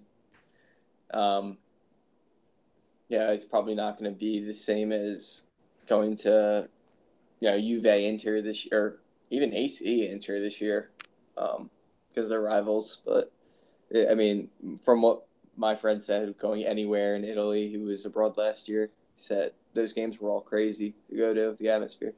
Oh, they are? So yeah, so mine has just been based off of my knowledge, is just based off of reading about it. But is it crazy? Because I hear that the stadiums don't fill up. Yeah, Jack was there last year. He said Napoli's game was he lived he was abroad in Barcelona, so we went to a bunch of Barcelona games. He's like, there's no comparison going to a Napoli game versus going to Barcelona. He was just saying it was so wild going there, and I think it was a 4-3 game because of the way Napoli played last year. I think they ended up losing. I forget what game it was. Yeah, but that was also Napoli was having a ridiculous season, and also in Naples, the way that they kind of support that team is next level. So I don't know if that's reflective of all of Italy, but he picked a hell of a team to go to. Yeah, I would say Napoli is one of the few that actually fill out their stadium every time and have a great atmosphere there. And Barcelona really aren't that great as fans. Juve's the only team to sell out. Christian, please don't do that. Please mute if you're going to be fiddling with the bag of chips or whatever. Didn't you say we had a bag of chips last week? Yeah, whatever. What? Matt, what were you saying? I said Juve was the first team or maybe the only team that sold out for the whole year. They were the first? Really? I think Borussia Dortmund, maybe. I'm pretty sure I saw it was they're the only team that sold out every single game for the entire year already. Wait. Oh, for the entire year coming up? Yeah. Got it. Is that because Ronaldo probably? Probably. That has a role. Tom, real quick, are your headphones plugged into the computer? Because sometimes we found that people the audio is coming from a different place, and that's why an echo happens. So I just wanted to ask. I'm just trying to think through. That way you don't have to mute every time. So yeah, they're plugged into my laptop. So I mean, So let me say something. Right. How's that for sort of echo? Are you still getting a bad echo? So you sound worse now, but I'm not getting as bad of an echo. So I don't want you. What's that, Matt? I'm getting no echo at all. Yeah. Right now. But my sound quality will definitely be less. I mean, Try plugging the headphones back in now. Let's see if, I don't know, something. Please, sorry, I don't mean to like order you around. It's all good, mate. It's all good. Do this. Yeah, sorry.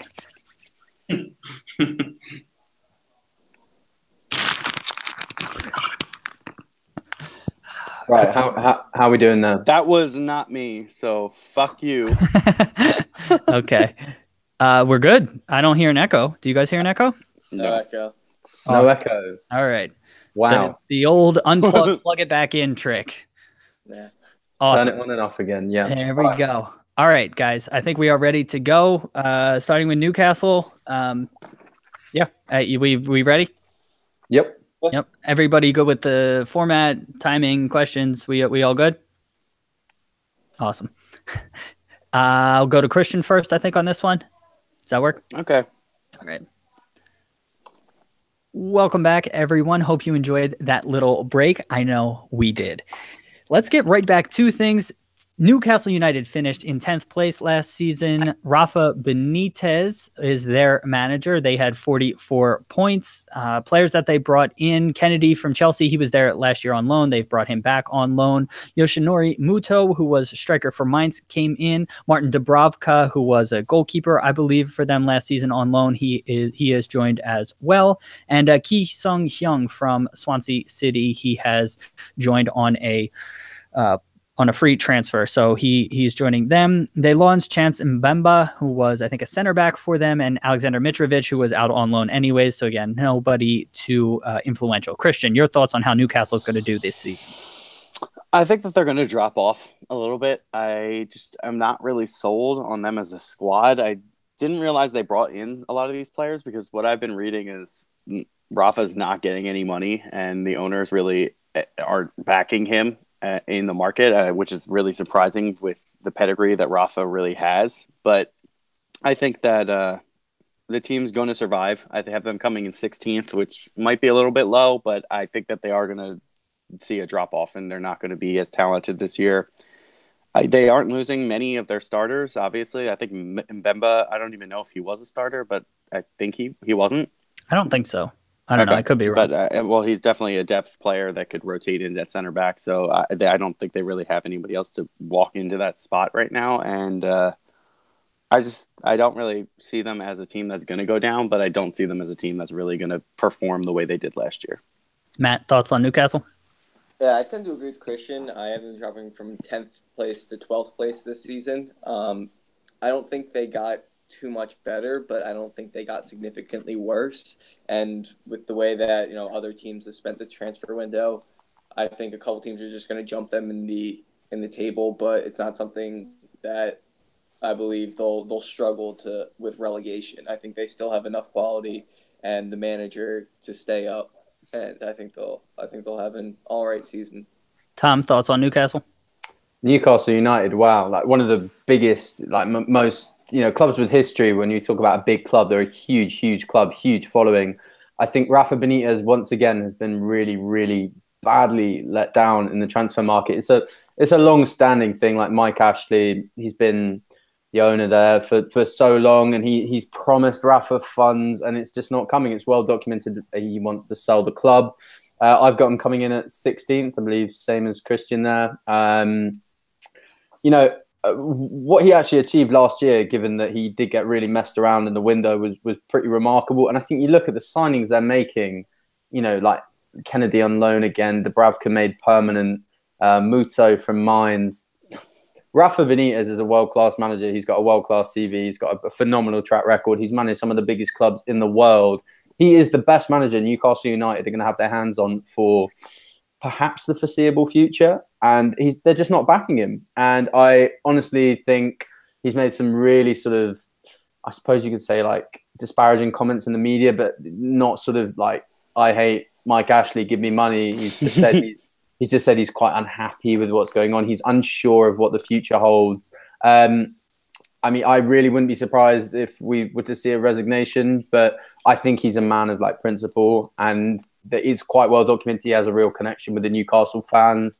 Obviously, they got relegated. He stayed with them, which was pretty remarkable. Taken back up at the first time of asking, and now they're just not backing him in the window, and they're giving him no money. So I think it's going to be a season-long relegation fight for Newcastle. And like I said, got them coming in at 16th. So I'm kind of in agreement with all of you guys. I have them coming in 15th place. Echoing a lot of what you guys have talked about. I think Rafa just ultimately has enough quality in his management, and he has proven that he can improve players. And so, yes, it would obviously, they could rise up and challenge for Europa League if he was seriously backed, but he's not. And so, I have them maybe being in the relegation fight and pulling away towards the end of the season. So to come in 15th place. Christian, anything else you want to add about Newcastle? Yeah, I think that Rafa really has a connection with all the fans that he manages. I think the only place that we really saw him have an issue with that was at Chelsea, and I think that's because of his Liverpool ties. But everywhere else, he's been really, really good about that. But seems to always have an issue with the owners, which is a little bit bizarre. But that's a very common theme with him. Matt, anything else you wanted to add? No. Okay, as you walk around your apartment. Tom, anything else you want to add? I'm all good. All right. 9th place last season, Leicester City. They are managed by Claude Puel. They finished with 47 points last year, brought in Johnny Evans, Danny Ward from Liverpool, signed Ricardo Pereira from Porto, and signed James Maddison from Norwich. Their big loss was Riyad Mahrez to Manchester City, and then Robert Huth, who wasn't too involved last season, but, has ties at the club. Matt, your thoughts on how Leicester City is going to do this year? Yeah, I have them coming in, exactly the same as last year, 9th place. Losing Mahrez, who is their best player, most creative player, is going to be a big hit. But I think they made a couple depth signings, and I think having players who are still on the team who have won a Premier League, I think that's really important to have. People who are now pretty seasoned in the Premier League. These guys, still a lot of them have been together for a couple of years, so I don't see them dropping off too much. But I do like the signings, and I think they'll be able to hold their top half, run and finish 9th place. Tom, thoughts on Leicester? So yeah, I'm exactly the same there. I've got them coming in at 9th, same as last year. I think losing Mahrez, huge blow. Had they lost Maguire, it's well documented United were after him. I think that would have been nothing short of catastrophic. But I don't think they would have done that. I don't think they would have sold, Maguire and Mahrez in a window. That would have just been awful, even if they would have pocketed like 140 million. I think you've got someone like Jamie Vardy, who's always going to get you goals. I think you touched on it there. James Maddison, he was highly, highly rated at Norwich City. He was one of their biggest prospects, and they've spent good money on him, 25 mil. Like a lot of the top half are really interested. So I think I'm not suggesting that Maddison has the ability to directly replace Mahrez's output, but they're creative players. Maddison likes to get goals, assists. He was in the championship team this season last year. I think Claude Puel is a good manager. He showed it last year, tailed off a little bit, but no, I think top half for Leicester, got them coming in at 9th. Christian, thoughts on Leicester? Losing Mahrez is a big shot. I think that's going to hurt, but I still have them coming in at 8th. I think that they're just too talented all around. And honestly, losing Musa, which it was a little bit of a surprise to me, I think he played really well at the World Cup. And I think that he's another person who could have, what? Why is that your face? Losing who? Musa. Did they lose him? Yeah, he went to Saudi Arabia. Why wasn't that listed? I don't know. It's on my list. That's weird. Yeah. It wasn't on the Premier League official one, but okay, I believe you. I'm on the Premier League website. So Did it just happen? No. Okay, sorry, continue. It's happened in the last 48 hours. Okay, so maybe I pulled this list together 2 days ago and it happened since then. Okay. Sorry, Musa is, he's someone who I actually saw coming in and making an impact with Mahrez leaving, and now they don't have him either. So I think their depth is going to be tested, absolutely. But the signings they made, all their players who are going to come in and actually get time and make a difference. So I think that they're going to be fine finishing 8th, and Robert Huth is leaving. Here we go. God, it's just another Premier League long-standing player who's just walking out the door. Okay. I also have them finishing in 8th. I didn't realize about the Musa thing, so that's on me. But I also have them finishing 8th. Obviously, I'm not going to say because you guys have already. I don't have anything new to say. So, Matt, anything else you wanted to add about Leicester? No. Tom? Nope. Christian? Good luck, Danny Ward. All right, yes. He's an interesting case because I know a lot of the Liverpool fans were pretty high on him, but I never saw anything really to warrant that because he was never given the opportunity. So it'll be interesting to see what happens. I mean, especially with them already having Schmeichel, I don't know how much of an opportunity he's going to get unless Schmeichel moves on. I started to get an echo again. I heard that too, but yeah. it's gone. Yes, it is. All right, Everton is up. They finished 8th place last year. Marco Silva has joined. Sam Allardyce is gone. Everton had 49 points last year. Their two signings are Richarlison and Lucas Digne from Barcelona. Richarlison's in from Watford. Departures, Wayne Rooney to DC United. Davy Klaassen, who was a kind of a big signing last summer, did not have a good impact. He's moved on to Werder Bremen. And Ashley Williams, part of their ridiculously old center back contingent at Everton, has moved on to Stoke City, and that gives me Everton's just an interesting case. I'll give my thoughts later on, but Matt, your thoughts on Everton, how they're going to do this season. Matt, you're on mute. Matt. Sorry about that. There we go. Yeah, I'm gonna go opposite of what I did last year. I was really high on Everton last year. I had them coming in 4th place. Leicester City from a couple years ago got me real motivated because I was like, oh, it doesn't have to be the big 6 going in top 4, but yeah, that was pretty illogical. I have them coming in 7th place, which is a more realistic goal for them. I think they made a couple decent summer transfer signings. Losing Rooney, towards the end of the season, it wasn't like he was as impactful in the squad. So I don't think they're losing too much with Rooney, even though he did get a decent bit of production earlier in the season. I think the club and the manager, they're set for a top half finish. I don't think they should be worried about a poor season where they're maybe facing relegation or mid to low end of the table. I think they're pretty set in the top half. So yeah, I have them finishing 7th place and potentially getting that Europa League spot. Tom, thoughts on Everton this season? So yeah, I've got Everton coming in at 8th. I think it's questionable recruitment. I think Everton have got an awful lot of great players, but I don't think they've got a great team. I think so many talented individuals that they've coughed up huge sums of money for. Like Yannick Bolasie, Gylfi Sigurdsson, Cenk Tosun, I think I've got that right. That they've got some really, really good players. And in Marco Silva, you would think they've actually got a great manager, a guy they were after last season. My concerns are, I think there might be some issues that are not documented in the public domain with Everton. I think you might have seen their first preseason game. They won 22-0.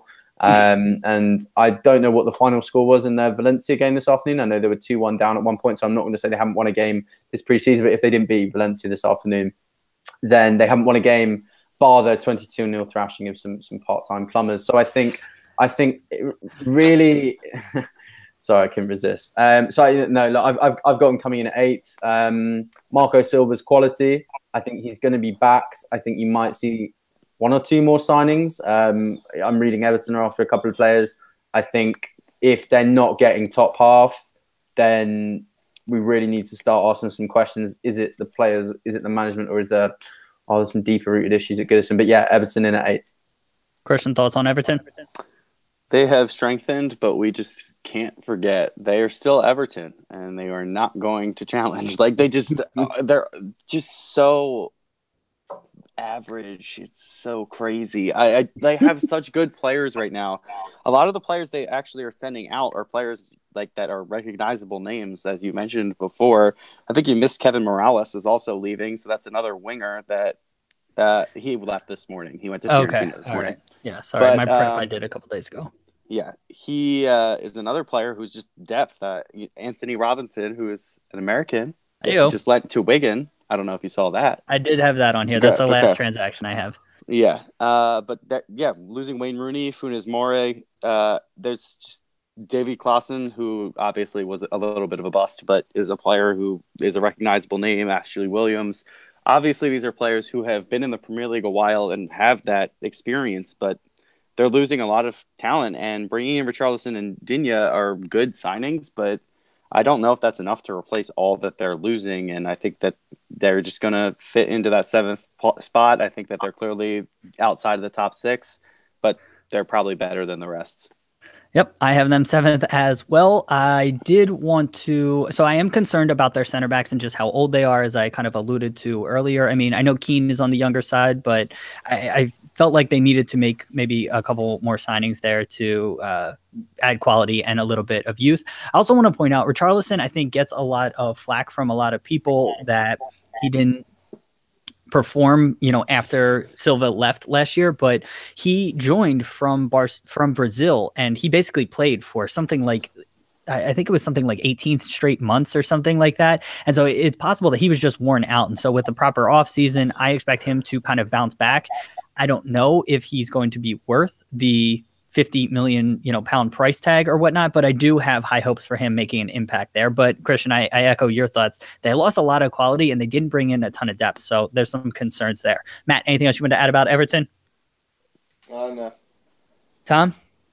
Only thing I was going to say is I've just looked at their final preseason game against Valencia and they lost 3-2. So I'm going to echo what I said. I think they will perform. I think Richarlison's going to have a cracking season and justify his price tag, but they're going to have to start well.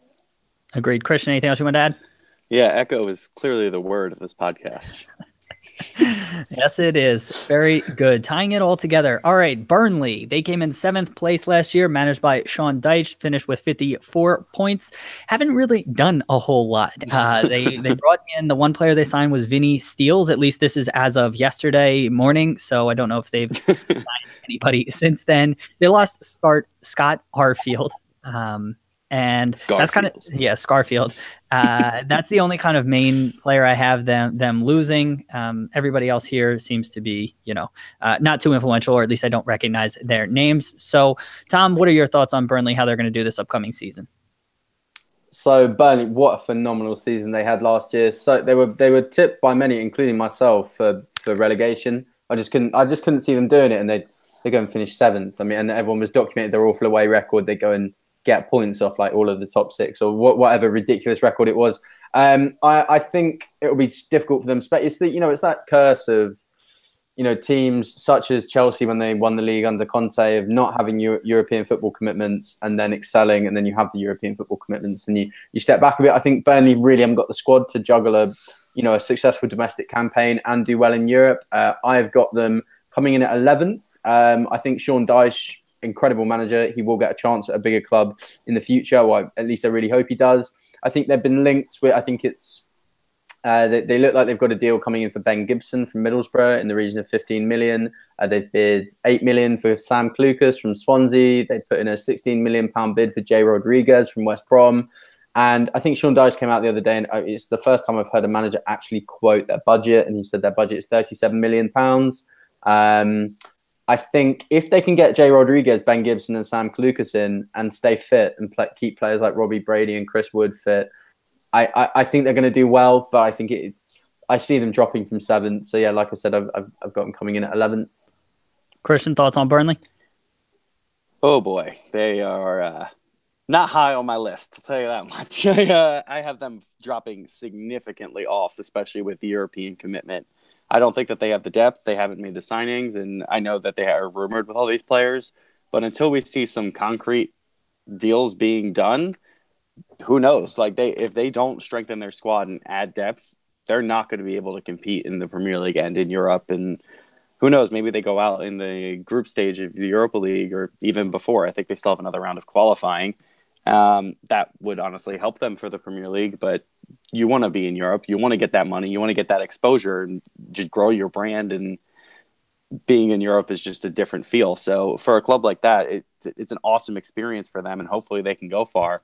But they're going to have to sacrifice the Premier League, really. And I have them dropping all the way down to 15th place. I think that's just it's going to be tough for them, especially with not adding their depth. Matt, thoughts on Burnley? Yeah, I'm going to agree with Christian here. Not adding depth and playing, however many more games in a year is really going to take an impact on the team. And, adding that much more travel, it's going to have an impact on the team. I have them finishing 14th place.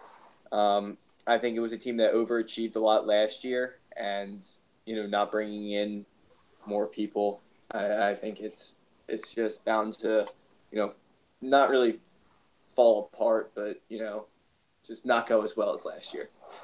I'm in agreement. I have them finishing 14th for the reasons you guys all highlighted, additional games, lack of depth, and overperformance last year. I think that they come back to the mean and then add in the fact that they're in Europe. I have them dropping to 14th. Tom, anything else you want to add about Burnley? He's good. Matt, anything else you want to add? No, I'm good. Christian? I just wanted to highlight Sean Dyche. I think he is a really good manager, and I think that that's the reason they don't get relegated, but they still need to add much more if they want to compete. Agreed. And if they do add some players, I would have them finishing higher potentially. But, like you said, we can't predict that until things actually happen. Let's move on to kind of the big six in England now. Arsenal, they finished 6th place last year. Arsene Wenger out Unai Emery in as manager. Arsenal finished on 63 points last season. They've brought in, a couple interesting players, really. Torreira, who was a Uruguayan midfielder from Sampdoria. Lichtsteiner, who is very experienced. Bernd Leno at goalkeeper. Socrates, players that they've lost. Mertesacker retired. Last name for that one? What's that? Socrates? Yeah. Yeah. No, we're going to skip that one. Lost Jack Wilshere and Santi Cazorla moved on, and then Per Mertesacker retired. Christian, you're up. Christian, your thoughts on Arsenal? Arsenal are going to be a better team this year. I think that you have Aubameyang now in the rotation fully. He's going to be a star for that team. And yeah, adding Bernd Leno is a very, very good goalkeeper. And I think that's a great signing for them. Lichtsteiner's just a depth signing. I think he'll be able to push Bellerin to step up his game a little bit more. I think he had a drop off. And Socrates Papastathopoulos, which is always fun to say, I think is a great signing for them. I think that they've struggled with their center backs over the last couple of years, just with injuries and just drop off in performance.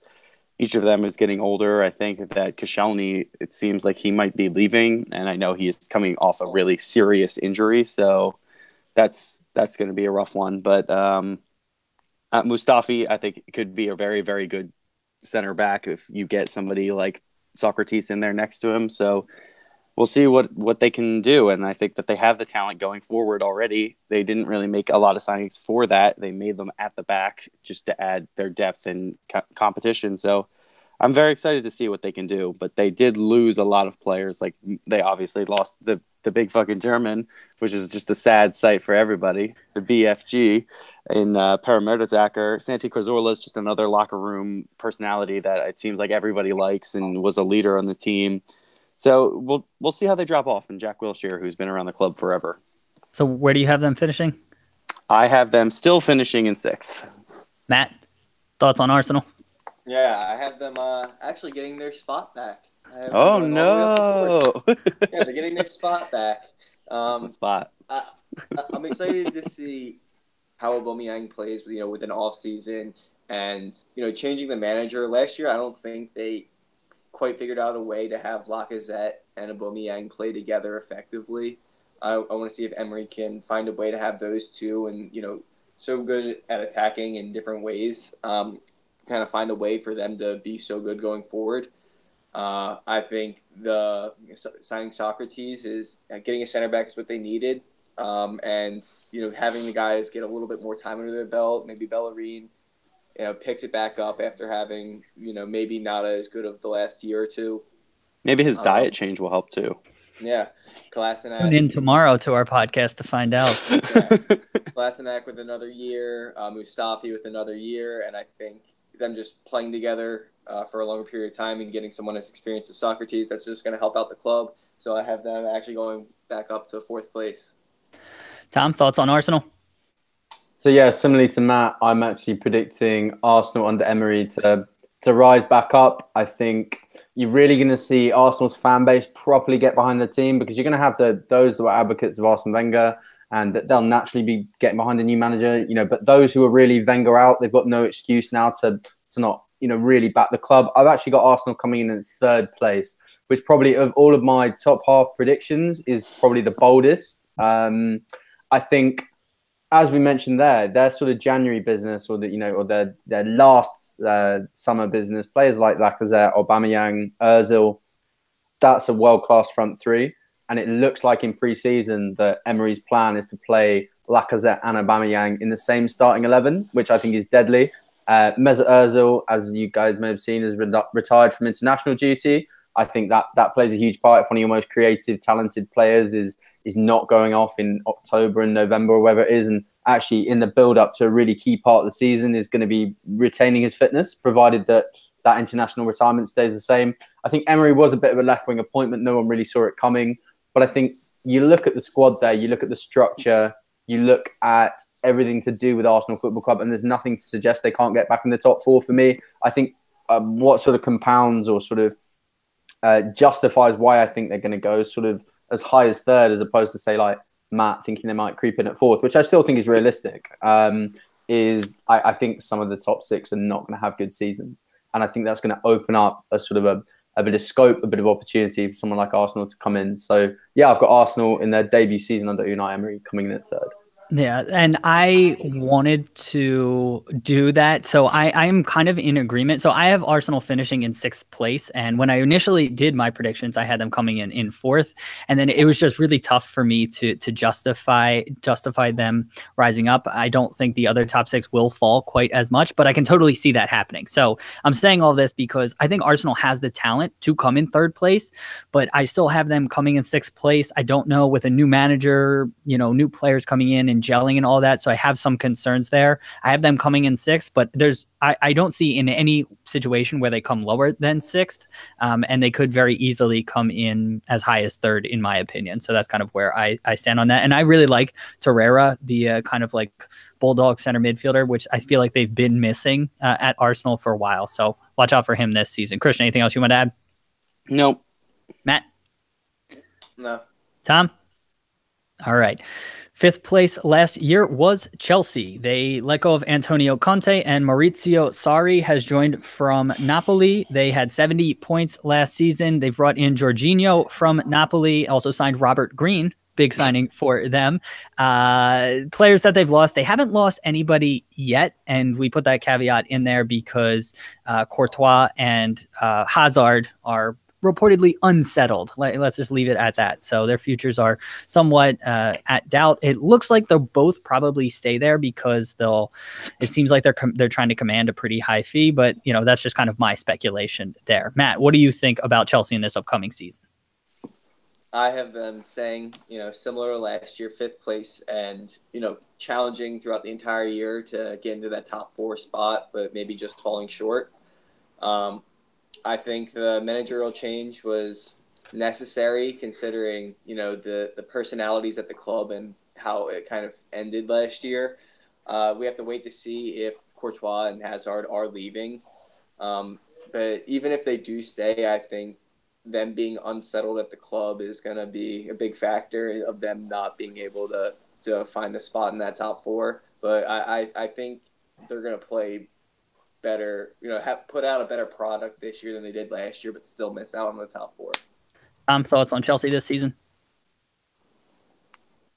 Sorry, was that me? Yes. Yeah. Sorry, big pardon, misheard you. So Chelsea, I've got them coming in at 5th. I think it's tricky. It's tricky. I think I really like the new managerial appointment there, Sarri. I think someone like Jorginho coming in as well. My concern for Chelsea, as we just discussed there, is potential outgoings. And it looks like Courtois, it looks like Madrid are lowballing Chelsea for Courtois with a year left on his contract. I think 32 million is what is being touted at the moment. I think this is the worst case scenario of Chelsea. And obviously people are bidding for Willian as well. Chelsea would not let Willian, Courtois and Hazard go with a week left. That just wouldn't happen.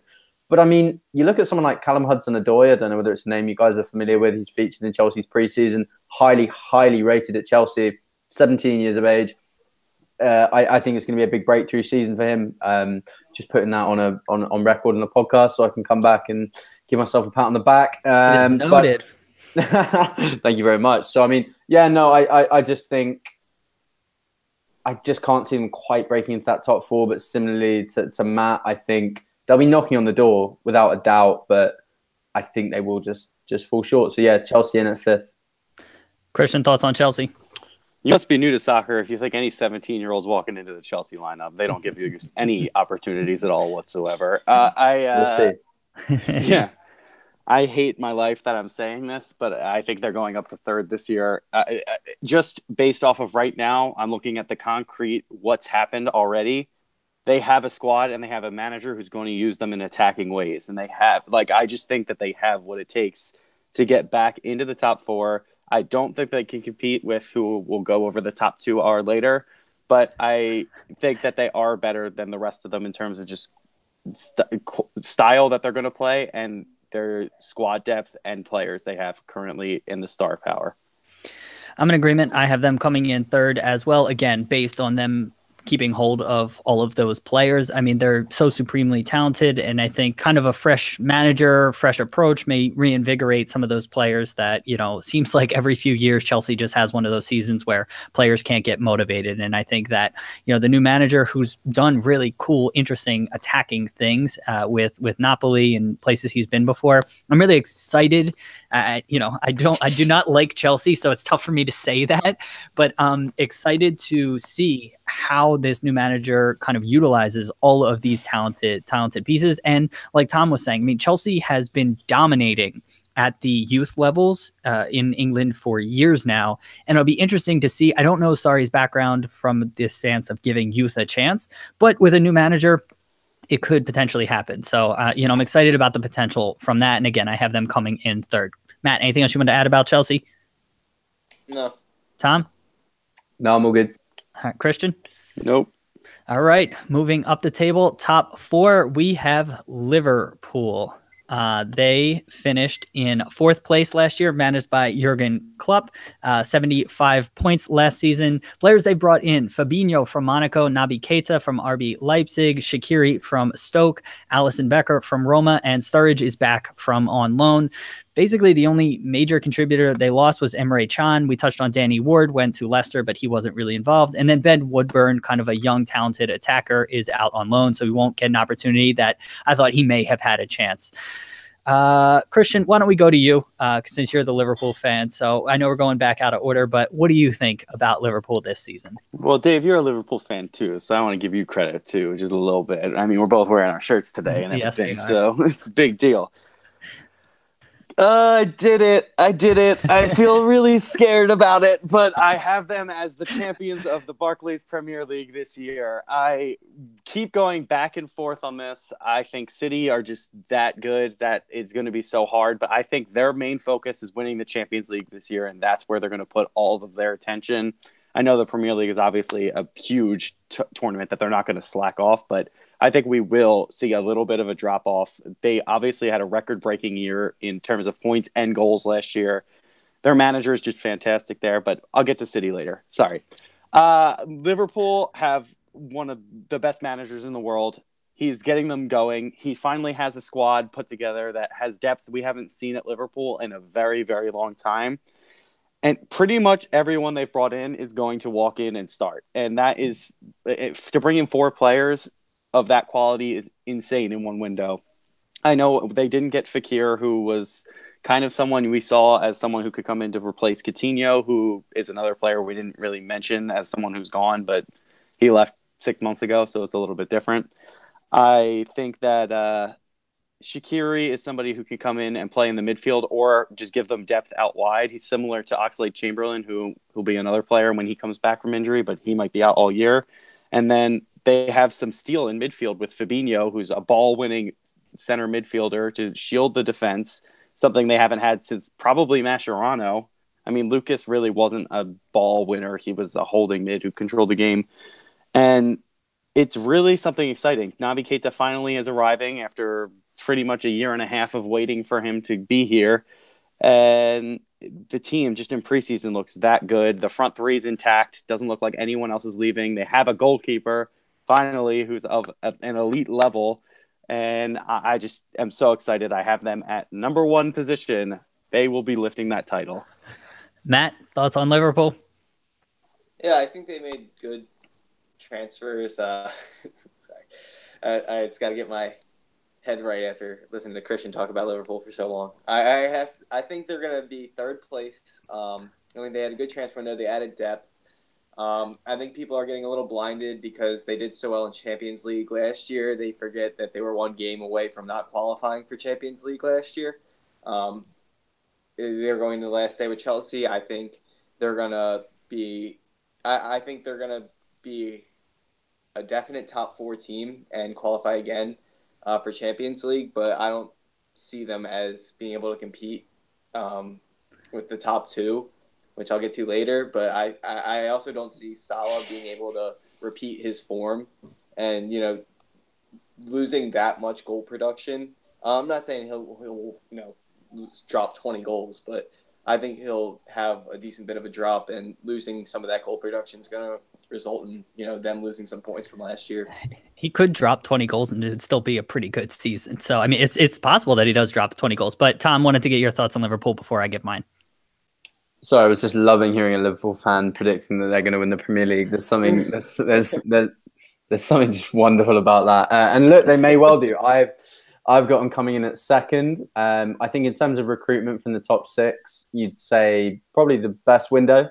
I think it's so well documented that Liverpool needed a world-class keeper between the sticks for a long time. And I think Mr. Karius's errors, even if he was concussed, it just emphasised that, and they've gone and blown the transfer record for a goalie out the window, and fair play to them. I think they will be challenging for the title, and I think their front three. I think it says a lot that they haven't needed to touch that combination of Mane, Salah, and Firmino. I think Oxlade-Chamberlain is a huge miss. And I think Naby Keita will go some way to filling that hole. They are similar players, actually, in the sense that they're defensively orientated, but actually they're really good going forward. And I think Keita will actually go some distance to sort of, and those are big boots to fill. Oxlade-Chamberlain was doing a phenomenal job. They are going to challenge for the league title without a doubt. I just can't see them quite winning it. But it is great hearing Liverpool fans saying they're going to win the league. So like I said, Liverpool in at second. Well, you're about to hear another Liverpool fan prediction because I also have them winning the championship. So I think I'm going to touch on City a little bit here. I think the turning point in City's campaign last year was the Liverpool match when, after that point, they really weren't challenged. And in addition to that, I thought City had a really oddly easy schedule where so many games were spaced out, like of their big matches. And so I felt like City in the league weren't tested a ton. And I think that might change this upcoming year. And with City focusing on the Champions League, which I think, they have the talent and the depth to play in, to focus on both things. But I think Liverpool is going to be so dead set on the Premier League and going far in that. And I think that they have the talent. I think that they have the depth and the different pieces to kind of play with things, because Klopp has tinkered with formations and tactics to suit different scenarios. And now that if Sturridge can come back and stay healthy and just kind of be a guy that when defenses are sitting so back and just getting into pockets of space and getting goals like we saw him a couple years ago, Shaqiri gives you something different. And so all of that, I have them winning. It was a tough decision, but I have them winning as well. Christian, anything else you wanted to add about Liverpool? You'll never walk alone, everybody. It's happening. Matt? No. Well, I'll touch back on it when we talk about the other teams. Okay. Tom, anything else you want to add about Liverpool? Yeah, I think I'll touch on that when we come to City. But, all right. Yeah. Sounds like a plan. And I'm trying not to be overly just fan-headed about it. So there's that. All right. Tottenham finished in third place last year. They're managed by Mauricio Pochettino. They had 77 points. Haven't really brought in anybody. Haven't lost anybody. They've been pretty flat and static throughout the transfer window. Tom, what are your thoughts on Tottenham this upcoming season? So firstly, I'm a huge fan of the project at Spurs in terms of their squad. Like as an English football fan, that they have a real sort of English spine. Players like Kane, players like Ali, Trippier. Obviously, they had Walker a couple of years ago. So I'm a huge fan of Spurs, and I think I've got them coming in at fourth. I think Champions League qualification is realistic. I think Daniel Levy, the Spurs chairman, who is a notoriously shrewd negotiator, they're saying they're after Grealish, they're after Zaha. There are players that they're after, but I think they've left it a bit too late, and I can't see them getting that sort of added bit of depth that naturally for Spurs, they've finished in the top 3 for the last 3 years. You would say the natural progression is to go on and challenge for the league title. And there have been pundits and commentators and football fans saying that, it is not unrealistic for Spurs to go on and win the Premier League title. But unfortunately, they have not built on their foundations and their successes in terms of recruitment. And yes, it's easy to say when you've got Harry Kane and Dele Alli and Christian Eriksen and Heung-min Son. Those are world-class starting players that will represent their countries at the World Cup. But you need that added bit of depth. And I just don't feel Spurs have got it. So I think Mauricio Pochettino, probably bar Pep Guardiola, for me, is the best manager in the Premier League. I think he will go on and manage a club like Manchester United, Real Madrid. And I think if Spurs really want to keep a manager of that caliber, they're going to have to start coughing up a bit of money. But yeah, I think it's going to be a tricky season for Spurs, but I think they're going to nip in at 4th. Christian, thoughts on Spurs? I think that they have one of the top starting 11s in the Premier League. I think they really have that just lockdown defense. They have really good attack. They have probably the best striker in the league, which for me is saying something because I've never been sold on him, but whatever. And maybe not the best, but we'll see. I just think that if he goes down, Harry Kane goes down, this team has no cover. And that is just I know he hasn't yet, but he was out for, a month last year, and he was supposed to be out longer than that and kind of forced his way back quickly. But if he gets injured and he's out for a long time, I just don't know what this team is going to do. I know they played Son as like a false 9 kind of, but that is not the answer. You have to get some depth. And I think with Alderweireld, that situation still is weird, and they don't know if he's going to be there, and I think he's their best center back. It's just, I don't know how they can move forward without making more signings at this point, even though they have a world-class manager and probably a world-class starting 11. So where do you have them finishing? I have them 4th. Matt, thoughts on Tottenham? Yeah, I think you guys touched on it with their lack of depth and, not really signing anybody in this transfer window. And I want to say their center backs, Alderweireld and Vertonghen, they've been so good for so long, but the drop in soccer seems to happen overnight in a player's career. And I think those two have been going on a trend of being a little bit past their best over the last couple of years, or last maybe 2 years. And I legitimately could see them being, not that great this year, and, their defense, having some issues. So I have them coming in 6th place. And I have them struggling this year. I know they've done so well over the years with the money they've invested and the team they've put, but I think the other teams in the Premier League have invested so much better this window to build their team up that it's going to be tough for them to struggle with what they had. That's fair. I think that's fair and seeable. In fairness to Vertonghen and specifically Alderweireld, I think that he was injured, and then the contract negotiations, I think that has played on his game. So I don't know if he is really falling off quite as much.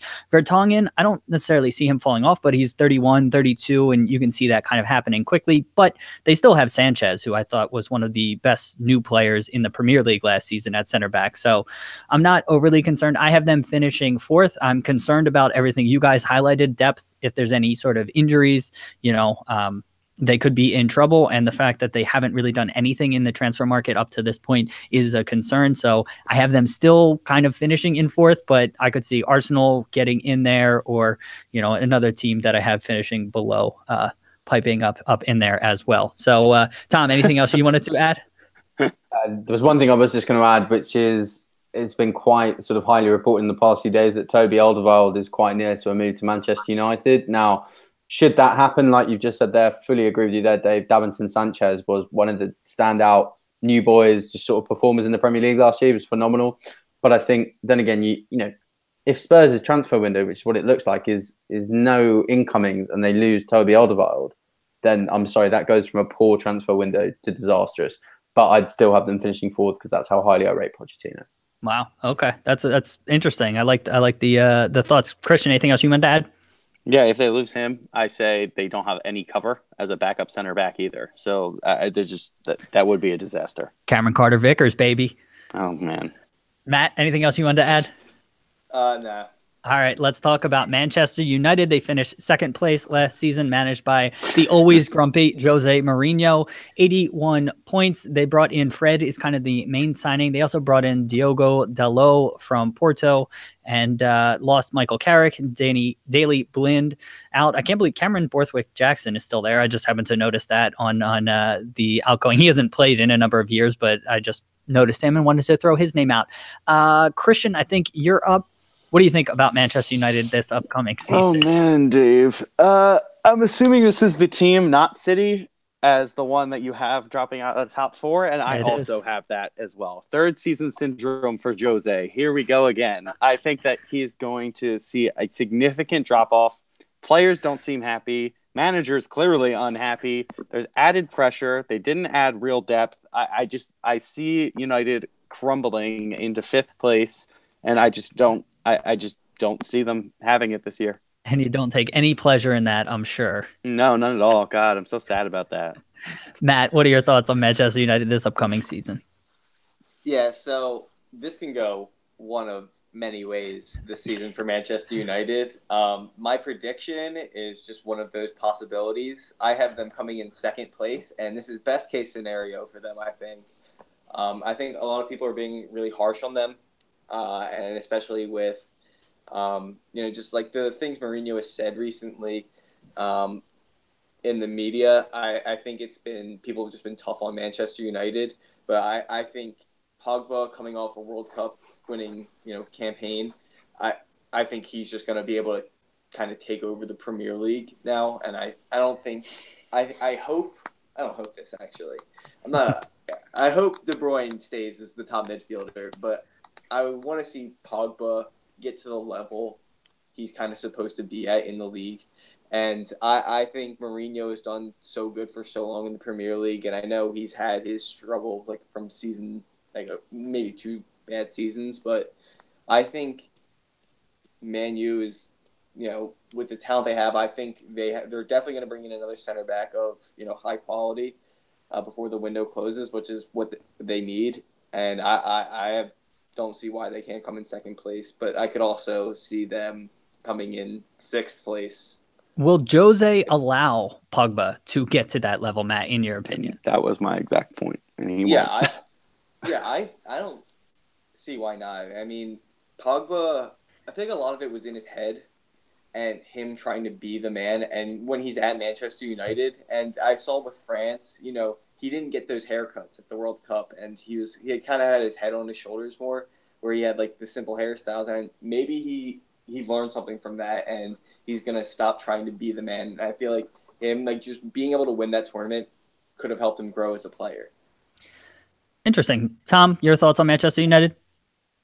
Manchester United, wow. I mean, echoing a lot of what you guys have said there, I think obviously it's pretty clear for all to see that Manchester United is not very sort of, they don't all seem happy. The players don't seem happy. The manager doesn't seem happy. And I think Jose Mourinho, at all the clubs he's been at, it is a pattern. It could just be coincidence, but the third season is always a real struggle. I've got them coming in at sixth. I think they are not going to qualify for the Champions League. I think whether Jose Mourinho leaves at the sort of in the mid-season or at the end, I think if Manchester United was not to qualify for the Champions League, after the money that's been spent, after what will unquestionably be United's biggest wage bill, probably in their history, I just think post Alex Ferguson era, if you told Man United fans they'd have Jose Mourinho as manager, Paul Pogba, Romelu Lukaku, Anthony Martial, Alexis Sanchez, it's a title-winning team, and I just feel they're not living up to it. So I think it's going to be a bit of a catastrophic season for United. I think Jose Mourinho is clearly not happy. I think that, they might get Alderweireld, but Mourinho has said he wanted 5 players at the start of the year. He's got Fred. He'll get Alderweireld. That's 2 out of 5. And anything that's not 100% is never enough for Jose. So I don't think it's going to be a good season for Manchester United. And as I said, I've got them coming in at 6. Yeah, Tom, I think you're spot on with everything you said there. I have them coming in 5th place for the exact same reasons. This squad is talented enough to challenge for the title, but Jose is in that, 3rd season. It seems like he's just his tactics with the media and the players and motivation is just wearing on people. He seems miserable. Other people seem miserable. And I think that's going to take a toll throughout the course of the season. They have the talent to finish higher, but I think it all just sort of catches up and they finish 5th place. Christian, anything else you wanted to add? I just want to say that the defense is an absolute nightmare. You could say Liverpool in 2014 should have won the title, but their defense was awful, and United's is awful. They haven't done anything to fix it, and I don't know what they're waiting for because that's Jose's bread and butter. It's the defense, and it's been awful. Bailly was hurt last year. They got Bailly back. I still don't think he's that good. I would disagree with that. Just my opinion. I really rate Eric Bailly, but that's just my opinion. Do you play FIFA and that's why? I play it, but I'm rubbish at it. So no, I'm in agreement with Tom. I think you're underrating Bailly. I think he is supremely talented, but their outside back situation, Young and Valencia, are they still the starting outside backs? Yeah, I mean they're 32 at this point. They're getting older. Drop off happens quickly, and I have concerns about their defense as well. Matt, anything else you want to add about United? Yeah, I just want to reiterate that my prediction was best case scenario. This team is able to compete for a title, but it could blow up any day. You have them coming second. That's on paper. Matt thinks that they're going to be fantastic. Tom, anything else you want to add about United? No, I'm all good. I hope it works out for them because they're the biggest club in England. And you've got to respect their history. But no, I think it's going to not work out. All right. I would disagree with that, but whatever. Let's move along. Final team here. Manchester City, your Premier League champions from last season, managed by Pep Guardiola.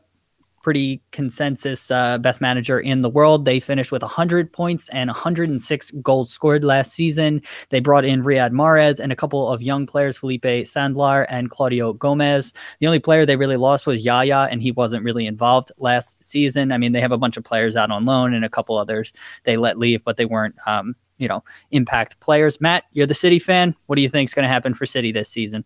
Yeah, I was thinking it was going to take 2 years for somebody to catch up the City, for a while now. And, seeing the transfer window, I think Liverpool have made a lot of steps to catch up the City, but I still think they're another year away. Getting Riyad Mahrez is just getting enough, just more depth of what we already had. Last year, it was unreal. I don't expect to get 100 points again necessarily, but I could easily see a 90-something point campaign. We're probably not going to sign anybody unless it's a special player, like Pep said. So Verratti, I know, is being talked up a lot, and I think that's the only position we need for depth because Fernandinho got another year older. So I think our midfield's fine even without Verratti, but getting Verratti, I think we'll be able to compete in 3 tournaments. Or 4. I forgot. Yeah, and all 4 trophies throughout the whole year, no problem. Now, so what? Because you're kind of really tuned in. Do they have any weaknesses? What about outside back? I've always kind of thought that might be an area. Back. Oh yeah, that's true. Who we didn't have last year, and I rate him higher than any outside back in the Premier League. So I'm excited to have Mendy come back, Kyle Walker. Just getting another season under Pep Guardiola, and I think everyone can agree Pep Guardiola just makes players better. And I think Kyle Walker's technical qualities are kind of what held him back. But I think another season under Pep, he should be getting a little bit better. So I'm not worried about the outside backs. We got Laporta from Bilbao last year, who came in January. He's got a whole offseason under Pep from missing the World Cup. So I'm excited to see how he develops. John Stones didn't really play last year because he was hurt, and Pep was kind of saving him.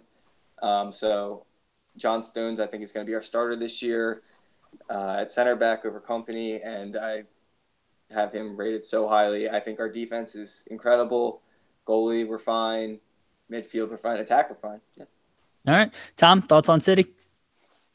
Manchester City, wow. I mean, last season was just something special, and I think every Premier League season often has a trademark for what it will be remembered for. But And there were lots of great things that happened last season, lots of great goals, but just what Manchester City did under Pep Guardiola was just unprecedented to anything I've ever seen in the Premier League. I have got them coming in as first place. I think there's a good chance they could a cup, a Champions League. We could even be looking at like a treble. I just think in Premier League history, I've never seen a squad like this. And I've also never seen a squad like this with the depth they have, with a manager like that, with bottomless funds. And I think you put that all together. And I like some of the points Matt made there about like Laporte, they got from Bilbao, who's had no World Cup and a pre-season under Guardiola. I think they're going to have a huge season. I think, I don't disagree with the idea that. Sorry, my mum's just arrived. I don't disagree with the idea that Liverpool can't challenge for the title, and I think they really will push City. However, look, Manchester City, the fact that they're going to bring in Riyad Mahrez, and the reality is he's probably going to sit on the bench. I think it speaks volumes. So yeah, for me, City will be the Premier League champions. Christian, thoughts on City? I think we're going to see a 15 to 18 point drop off. I think they'll still have over 80 points, and that's why I have them coming in second. But I just don't see them doing what they did last year. I think this is one of the best teams we've ever seen in Premier League history. They have the best manager in the world, in my opinion. They are really, really that good. And I just see them focusing more on the Champions League right now, which I mentioned earlier. And I think that is the goal. That is the aim of the owners. That's the aim of Pep Guardiola. And as much as he says, I love the Premier League, like that's obviously our number one goal. I know the Champions League is. Like everybody knows like that is what everybody wants. And Real Madrid aren't going to win it this year. I'm calling that right now. And they're obviously going to have a big drop-off with losing Ronaldo and their manager. So I think City may be the favorites to win it. They're up there in the top three, in my opinion. And I am very excited to see what this team can do on a European stage. But I still think that they're going to slip up in the end. I think it's going to come right down to the end. And I could see it being anywhere from them winning by like 6 to 8 points to them losing on the final day. I think it's going to be very tight going to the very end of the season. And Liverpool just pips them at the end. Yeah, I'm in agreement with Christian here. I mean, this, and with all you guys, really. I mean, this talented roster is incredible, what they've been able to assemble, and they are by far the most talented roster in the Premier League. But over the course of the season, so many things happen. I touched on it earlier, the way that the schedule worked last year, the fact that they got out to such an insurmountable lead early on and they weren't challenged. There wasn't that adversity. There wasn't, too many games with adversity for them. I think that if they're in more of a fight throughout the course of the year, again, I'm not downplaying their talent or anything. I just feel like with them being focused on the Champions League and maybe, having their focus drawn into other competitions, it opens the door for Liverpool to get in there and win the title, with City coming in second. Matt, anything else you want to add about City? I mean, last year they were focused on the Champions League and, got off to that lead anyway. I don't think them focusing on Champions League is going to matter. And last year they had an incredible amount of injuries and we're just fine with it. So Pep won the Premier League title now. It's what he wanted last year. Now he already has that, and he wants to get the Champions League. He hasn't had that. Our squad a lot last year. Yeah, but so what you guys had ridiculous. It felt like the first 2 months of the season, it felt like every other game you were scoring in the 92nd minute to win the game. In addition to that, I felt like a lot of those matches, it was like Southampton, Stoke, and then like maybe Liverpool, and then Bournemouth, and then like I just felt like your games were so spread out. And I haven't looked at the schedule last year or this year. I'm just going off of what I felt like last happened. Year I think we only had 2 months maybe 1 month where we played 2 top 6 teams in the same month. And so again, that's fortunate, and you guys you can only play the teams that are put in front of you. But again, I haven't looked at the schedule this year, but I find it tough to believe that you won't have those tough matches in a row. And if you struggle against one of the teams and then maybe you follow that up with another loss, and then, do things change for City? And I expect there to be more adversity, over the course of the season as a result of that. Tom, anything else you wanted to add? Yeah, there was something I was just going to say on Christian's point about, and I agree, ultimately everybody knows that Manchester City want to win the Champions League. That's been well documented for a while, and it's kind of the one thing that is really missing. What's 3 league titles now? I think one thing that I would certainly factor in looking at Pep Guardiola's priorities is that no manager and no club since Sir Alex Ferguson with Manchester United have retained the Premier League title successively. And it's well documented that Sir Alex Ferguson is the greatest manager in the Premier League, or in the Premier League's history rather. I think Pep Guardiola will be aware that, if you look at his track record, Barcelona, Bayern Munich, amazing stuff, but he's not stayed there for sort of like over 5 years, over 4 years. He's like, these are 3-season projects. And I think he knows that he's a manager that gives so much to his clubs that his burnout is kind of perhaps a bit shorter than other clubs. And I think, don't get me wrong, they will be looking to win the Champions League, no doubt. But I think the Premier League will be the main priority, in my opinion. I think if they can go and win successive league titles, and look, then you've got to say this City team is one of the greatest of all time. If you're looking at, the Premier League's been around, 26 years? I think if City were to go and win 2, 3, 4 Premier League titles, then they really do go down in history. But no, I do agree. I think the Champions League, they're really going to be looking to win that. Christian, anything else you want to add about City? Yeah, I just still am not sold on them defensively. I really am not. I think that Sir Alex's defense was significantly better what he had at the back. And I think going forward, this is the best team we've seen in the Premier League. Hands down, I don't think anyone even comes close. But just well-rounded team. I don't think that this is the greatest 11 players that have ever existed, ever will exist. I still think that they have weaknesses at the back. Matt, anything else you wanted to add? This is the best team that has ever existed to ever grace a soccer field. Okay. Yeah, no bias there. Tom, anything else you want to add? No, that's all good. Just last thing, I completely agree with Christian in terms of the defence being slightly leaky. I think their 2 fullbacks are phenomenal, Walker and Mendy, and I think they've got to ultimately, if City are really going to be considered one of the best, they've got to sort out a world-class central defensive partnership. And I think that is really, like we said, probably the best team ever going forward. I think that central defensive partnership is really the last thing they need to sort to be considered one of the best. Absolutely, completely agree on that. Before we get out of here, a couple of quick plugs. So I am the founder of a simplified fantasy soccer website. Before I talk about that, Christian has something to say. Do you want to do PFA and goal scoring? Sure. I mean, I don't have anything prepared, but sure. Do you have some? Why don't you give your guess? I did. Okay, so for my PFA Player of the Year award this year, I have predicted that Roberto Firmino will be getting that award. I think he is the key point in the Liverpool team, and if he stays fit the whole year and they win this title, I think it's going to be him. And the Golden Boot winner this year, even though they finished 6th, I'm going Aubameyang. He's just lethal and so good at scoring goals. Matt, do you have any thoughts? On PFA or just what Christian said? Anything. Okay.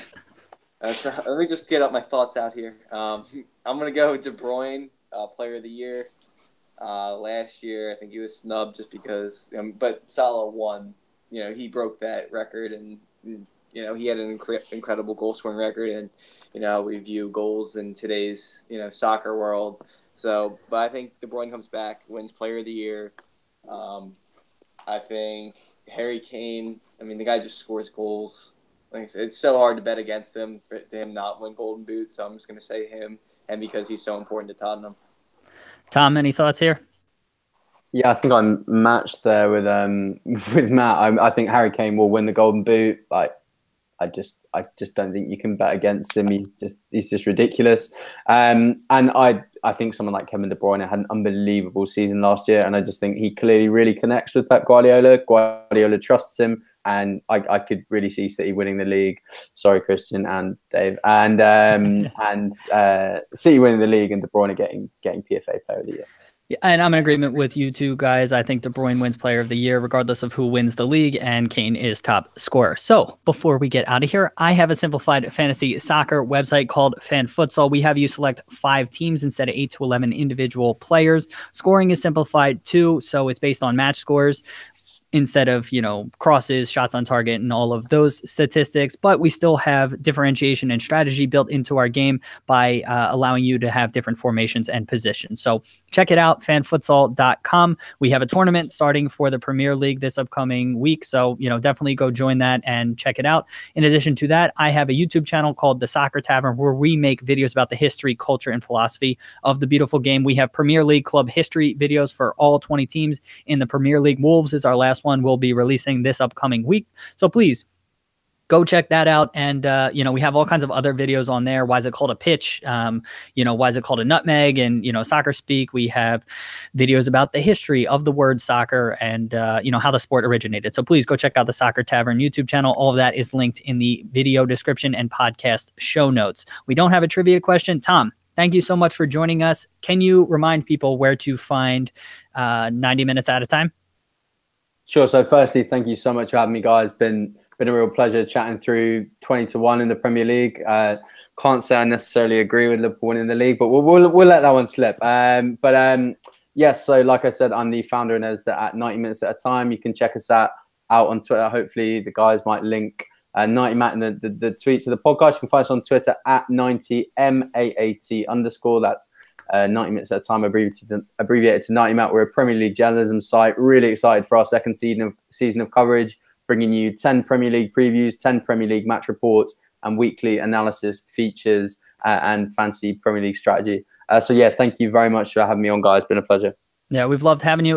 The 90 Minutes at a Time Twitter and website are already linked for anybody watching live on YouTube, and in the podcast show notes, it'll be there as well. So we really appreciate that. Listeners, thank you so much for being here. Please leave us a review if you've liked what we talked about here on whatever podcasting platform you listen to. We've lost Matt because he is his charger died. His iPad died, but he thanks you all for listening as well, and we thank him for being here. If you want to, check out our Twitter, we're at BT Soccer Pod. Christian and I are tweeting a bunch from there. If you want to get in contact with us, our email is bros.talking.soccer@gmail.com. Please check out our website, brostalkingsoccerpodcast.com.